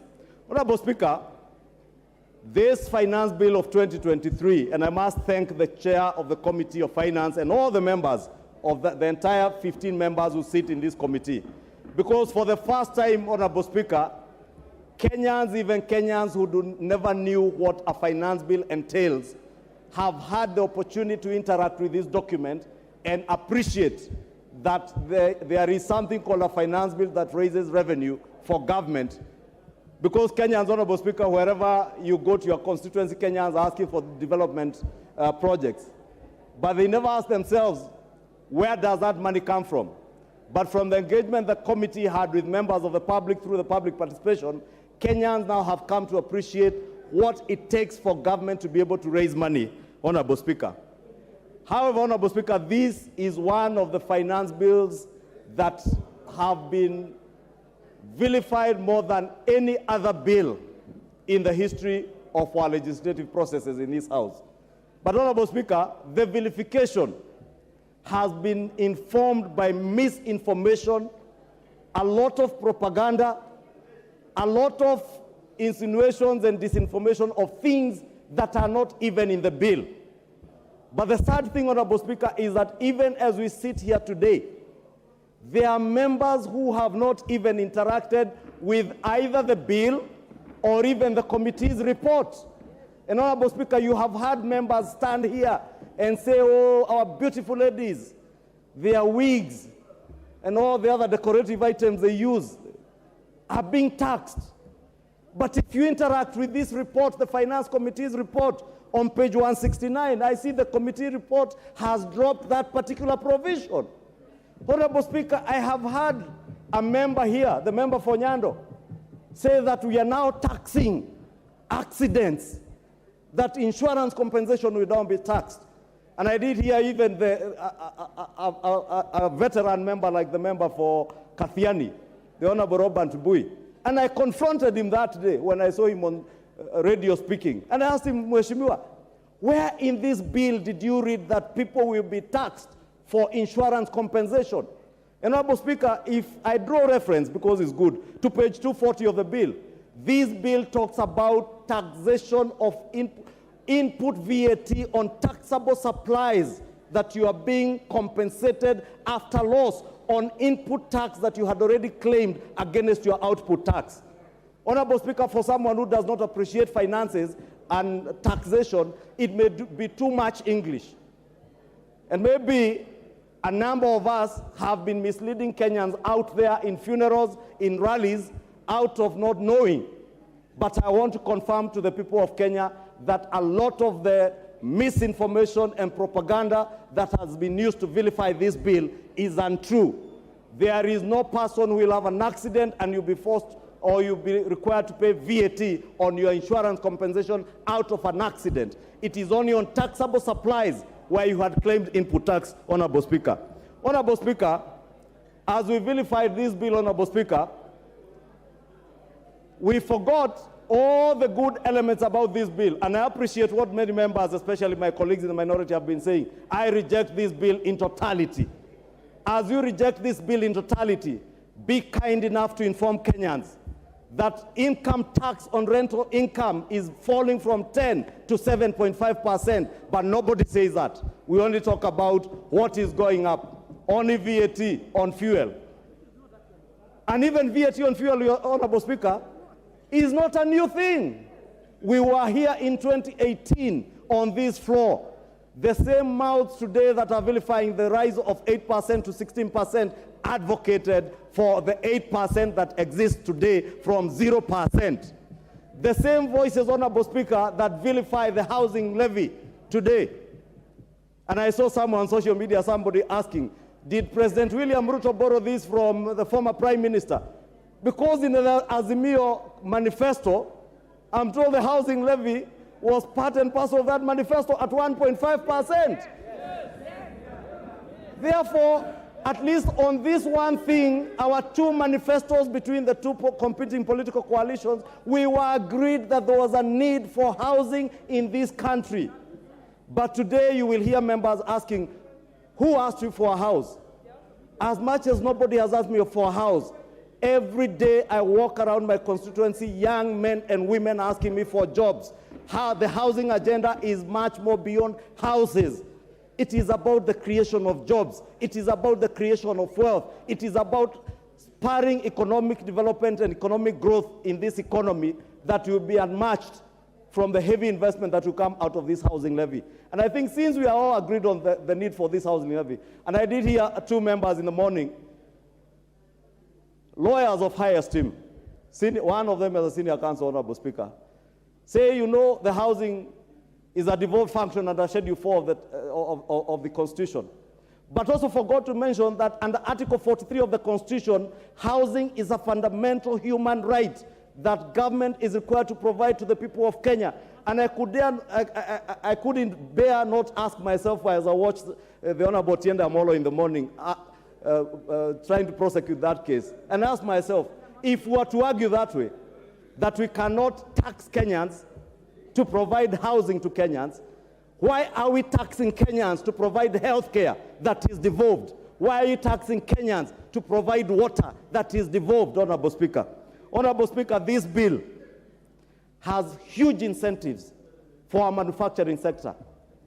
It is true under the last regime, the Jubilee regime, prior to 2017, post-2018, after the handshake, the Big Four agenda had some of these proposals to grow our manufacturing contribution to GDP from 7 to 9%, or rather from 9 to 15%, Honorable Speaker.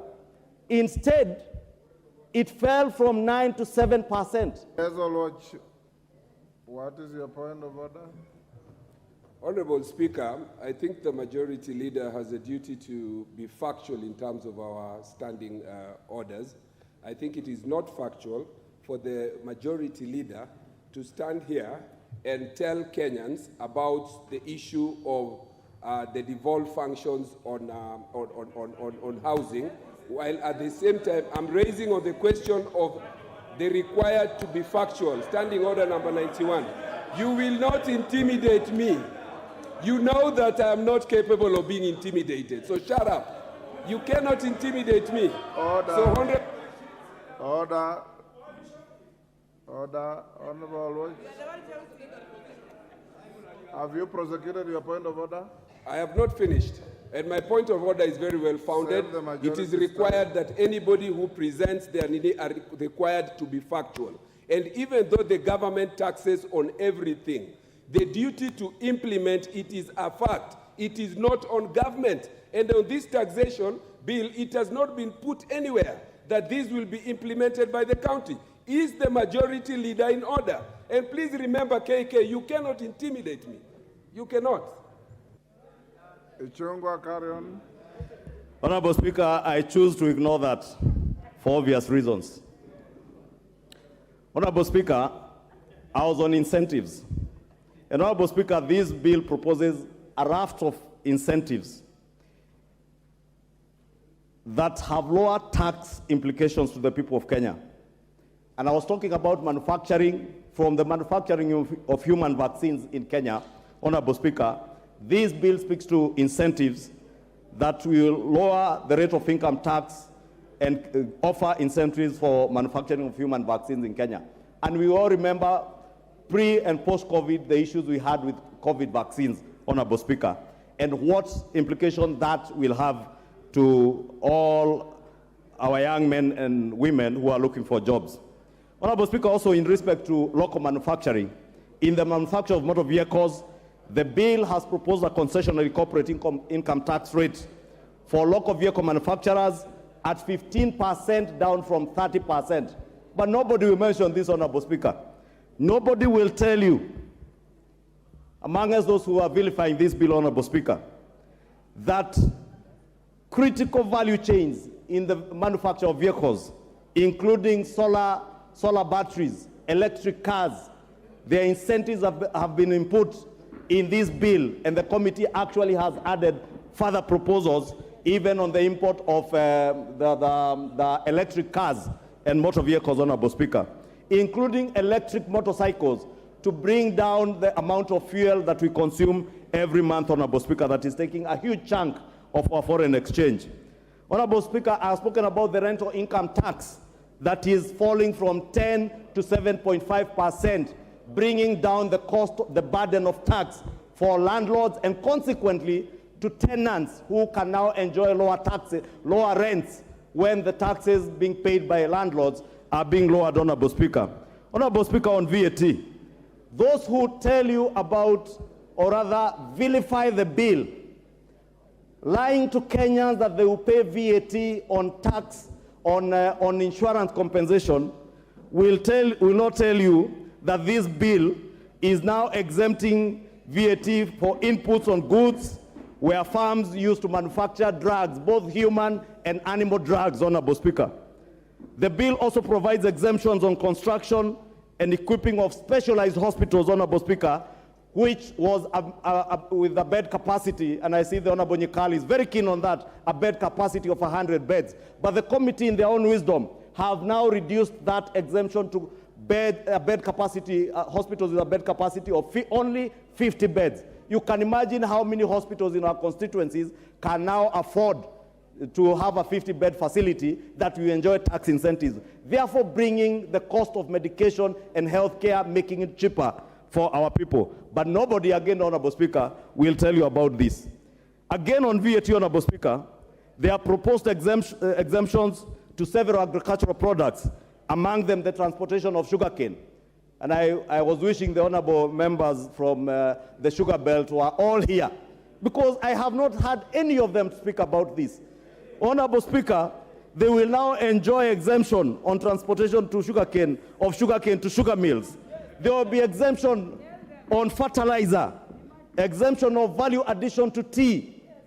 Honorable Speaker, the manufacture of pesticides and pest control are also being exempted under the VAT. And all these things, Honorable Speaker, are in this bill. But nobody wants to say, I will say them, Mr. Speaker, because I have a duty and responsibility to inform the people of Kenya on the truth about what is in this bill, Honorable Speaker. Honorable Speaker, there are also other proposals of zero rating items to do with fertilizer, as I mentioned, some for sugarcane in sugar mills, pest controls, Honorable Speaker, and I could enumerate, Honorable Speaker. Under the excise duty, Honorable Speaker, and I know the member for Mathare took 1 minute, I will beg you add me that 1 minute. Under the Excise Duty Act, Honorable Speaker, a raft of measures also, which will have a benefit to the business community, have been enlisted in this bill, and the committee, if you interact with the report, Honorable Junet, has improved on those proposals. And the bill seeks, for instance, to remove the annual inflation adjustment for certain accessible goods that have been making business people and manufacturers to review the cost of. Give him 2 minutes. Honorable Speaker, the review of cost of prices were occasioned by the review of inflation on excise duty. This now will become a thing of the past. Honorable Speaker, from the lake region, the coastal belt, where we are producing fish, you are not telling your communities and your voters that we are now protecting the fish industry with a 20% levy, which unfortunately the committee has reviewed to 10%. And this is to protect fish farmers in this country, and not just in Nyanza or the coast, even fish farmers in Ondire, in Kikuyu, are now protected from cheap imports. And we have seen Chinese trawlers, Chinese coming, let me not mention countries, Honorable Speaker, apologies for that, but we have seen foreigners importing fish into our country, destroying our local farmers. We are protecting those people, but nobody is speaking about them. Allow me, Mr. Speaker, to speak about them. Honorable Speaker, other than the fish, imported furniture, Honorable Speaker, If you walk through all government offices, including our constituency offices, Honorable Speaker, we use imported furniture. There is now a levy of 30% on imported furniture to make sure that hustlers producing furniture on Gong Road, Karioko, Kariobangi, in Kikuyu, Makutano, they are able to produce furniture and be able to sell them even to government institutions, Honorable Speaker. But we are not speaking about this. It is easier to vilify this bill. It is easier to sell lies and propaganda like those I have seen in Kiambu County lying to people that even the stores that carry milk are being taxed. But they are not telling them that there are incentives for local chocolate manufacturers who use milk that will come from farmers in Githunguri, in Kiambu, or in Limuru. It is easier to sell lies, Honorable Speaker, but allow me to support this bill with nothing but the truth that is contained in this bill. And as I close, Honorable Speaker, I want to speak to the people of Kenya. You have been told many things vilifying this bill that are untrue. I want to assure you, should this House approve this bill, together with the amendments being proposed by the committee, you will see, you will not be as hurt as those who vilify this bill, as those who lie to you have made you believe. You will come to see it is only for your good, because we are here to represent you, to do and act in the best interest of the people without being directed by any other interests other than the interest of rising our economy from where it was left by the handshake regime and those who were there before us. And finally, Honorable Speaker, knowing and appreciating what has been said, we have two choices: to either raise taxes from the people of Kenya and finance the expenditures that we all approved here last night, or to go out and borrow. But we said and we committed as a Kenya Kwanza government, we shall not sink this country into a deeper economic hole by borrowing. We shall be innovative. There are innovations to tap into new taxes, like the digital economy, Honorable Speaker. And I appreciate the committee has brought the digital content providers from 15% to 5%. But there are also digital assets like the cryptocurrencies, Honorable Speaker, that are not being taxed. We are tapping into those things to be able to raise more taxes and expand the tax base. Finally, Honorable Speaker, let us not lie to Kenyans. If there are people who will pay more out of this, it is the rich.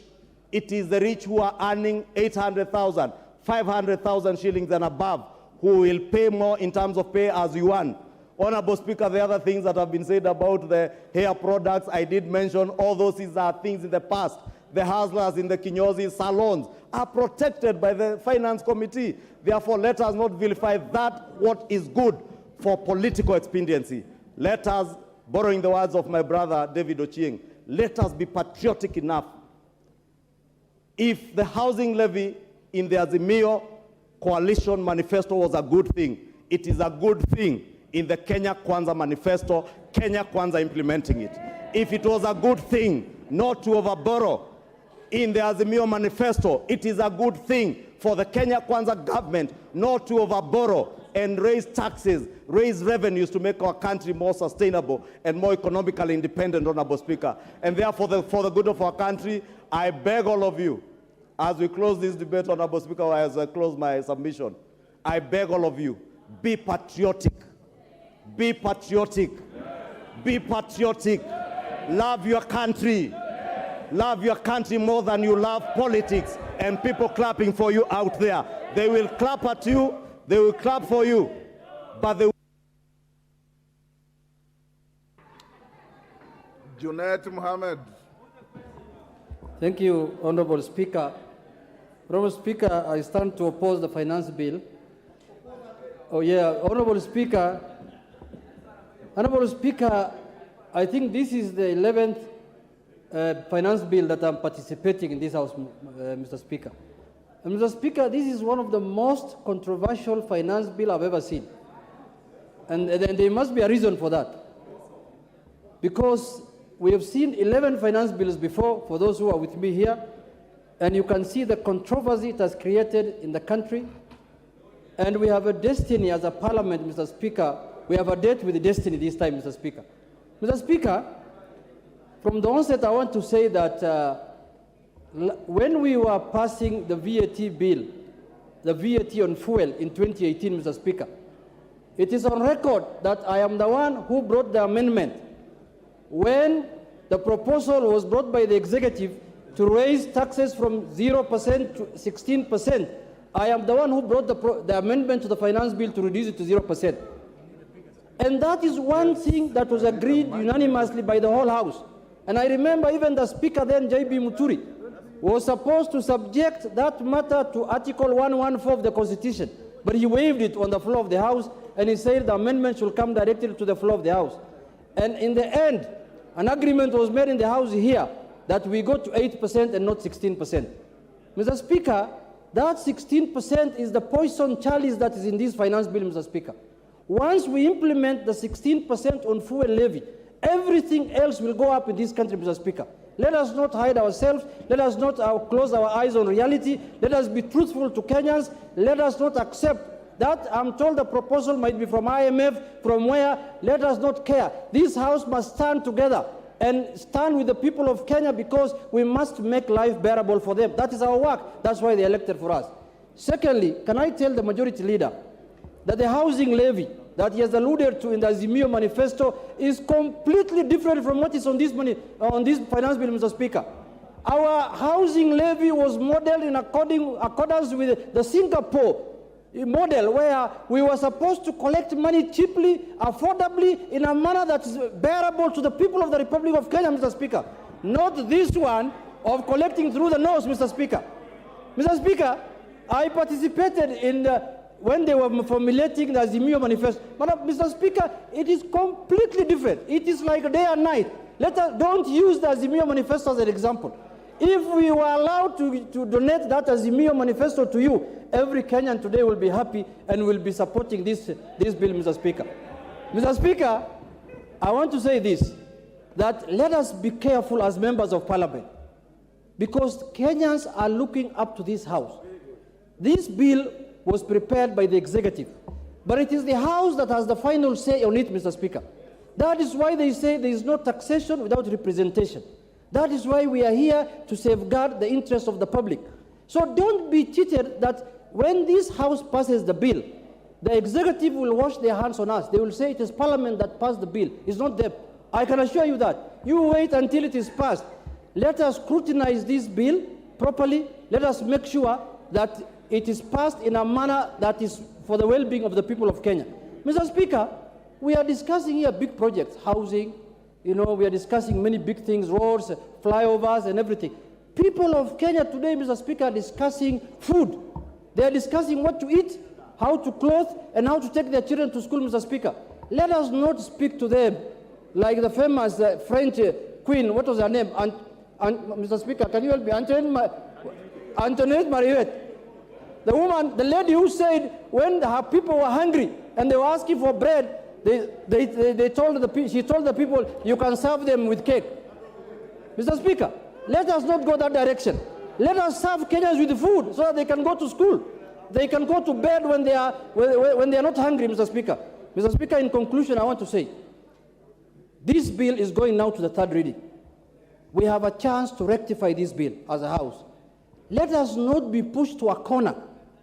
Whether you are in Kenya Kwanza, whether you are in Azimio, let us not be pushed to a corner by the authors of the bill. Let us file ranks, let us come together, let us scrutinize this bill clause by clause and remove the ones that are offensive and oppressive. But if we want to do it the way other bills were done before here, which I don't want to repeat the same mistakes, the people... Ole Sunguya.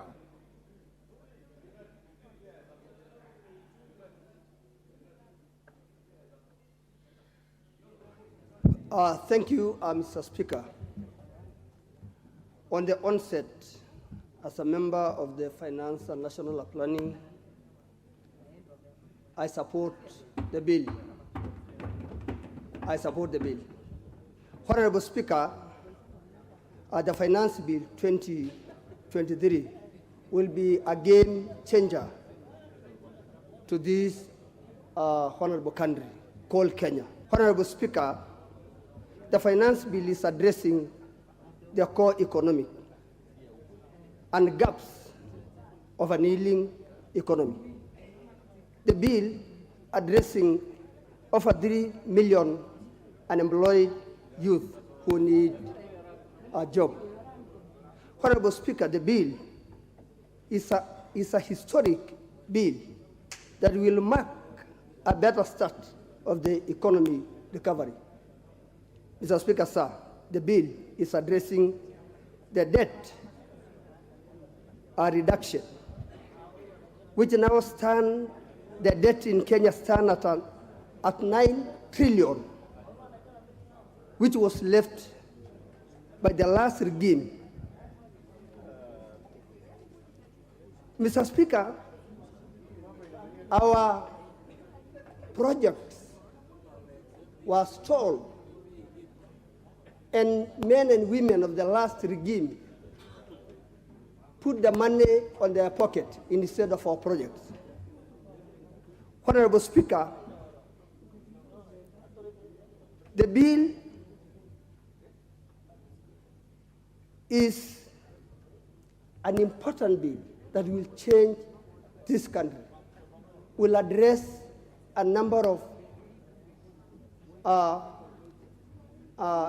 education of millions of people and students that are unsheltered, millions of Kenyans, to finance the roads, to finance millions of people of Kenya who are thirsty.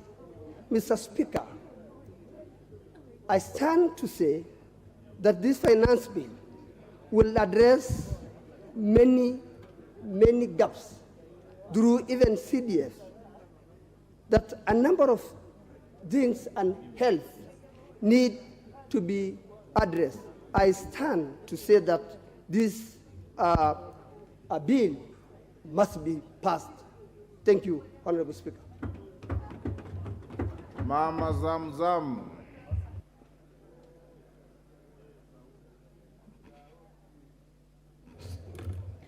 Honorable Speaker, I rise to oppose this bill. Honorable Speaker, Kenyans have braved harsh economic times in the last couple of years. And despite promises and reverse the situation by the current regime, things seems to be getting worse day by day. The continued rise in fuel prices and free fall of Kenya's shillings have affected prices of basic commodities in this country, and thus driving the inflation rate above 90% in recent months. Mr. Speaker, sir, I was looking at this bill, and I'm looking at the increase in the VAT of petroleum products from 8% to 16%. And I'm asking myself, how are we going to improve production if at all we are going to add this amount of task from the previous years? Actually, we are going to run down the curve, and I believe that you are no longer going to collect more taxes. As you are aiming at collecting more taxes, Honorable Speaker, with this kind of increase, production is going to fall low, and the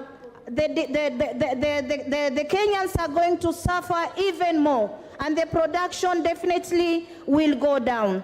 Mr. Speaker, sir, introduction of Kenya shillings 5 excise duty per sugar, per 1 kilogram of sugar, will also affect our people, given that currently we're buying sugar at 250 per kg. You can imagine adding more 5 bob on sugar is going to affect our people, Mr. Speaker.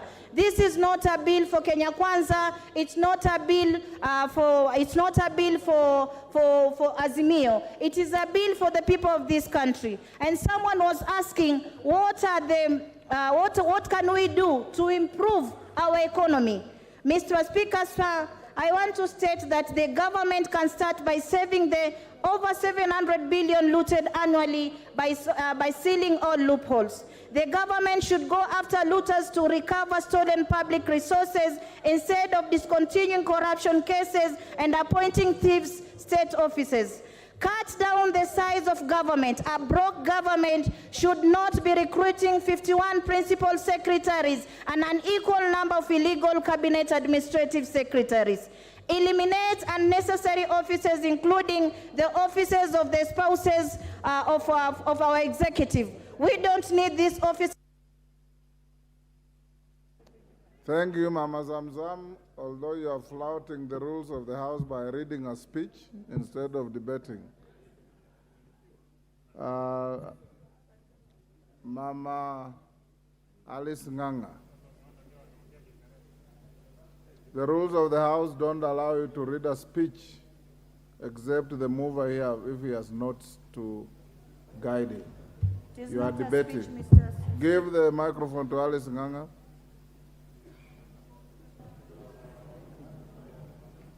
What's the problem?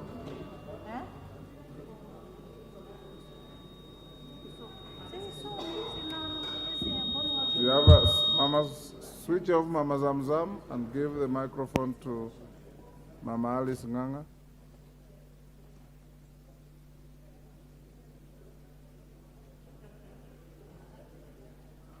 Give her a portable microphone if you are not able to give her. Thank you very much, Honorable Speaker. I rise to support the Finance Bill 2023. Honorable Speaker, I want to go on record today that we are leaders and we came here to this parliament to guide those people who gave us position to come and represent them here. And it is always good to show them the way, Honorable Speaker. This finance bill, yesterday I sat here until 10 p.m. when the report on surprise was on the floor of the House. And everybody wants roads back at home. Everybody wants electricity back at home. Everybody wants the transfer of Inua Jamii, the elderly. They always come to me, Mr. Speaker, asking me when the ministry is going to add more members to the Inua Jamii. But they don't want to pay tax. Honorable Speaker, I'm very shocked when I stand in this House. When we were campaigning, I saw honorable members from the Azimio side on the track saying that at the end of every month, they'll be giving youth 6,000 Kenya shillings. I am wondering where the 6,000 Kenya shillings was supposed to come from. And yet there was no money, Honorable Speaker. Are they going to get 6,000 Kenya shillings from borrowing money? You know, Honorable Speaker, it is good to be very honest. This VAT on fuel, it was introduced during the handshake regime, 16%. Then, Honorable Speaker, they decided to borrow money, and that conversation died. Then this conversation was introduced in 2021. And Honorable Speaker, because of the minutes they took from me when my mic was not working, so I need to be added the 2 minutes, Honorable Speaker. Honorable Speaker, for us to be able to take care of our constituencies. Honorable Alice, there's a point of, is it order or information? It can't be both, it's one or the other. Mr. Speaker, I just wanted to clarify, because it is also important, Mr. Speaker, that we remain factual in our address in this chamber. It is true the Azimio coalition promised to give stipends of 6,000 shillings to vulnerable families every month. That money was going to come from savings realized from dealing with corruption head-on, Mr. Speaker. You are properly guided. Thank you. Honorable Speaker, no wonder I thank Kenyans. They were good enough to see the Azimio coalition were not serious, Honorable Speaker. Okay. And that's why they gave the Kenya Kwanza government an opportunity to take. Thank you, Alice. Your time is up. Wind up in 1 minute. Give her 1 minute to compensate the interruption by the minority leader.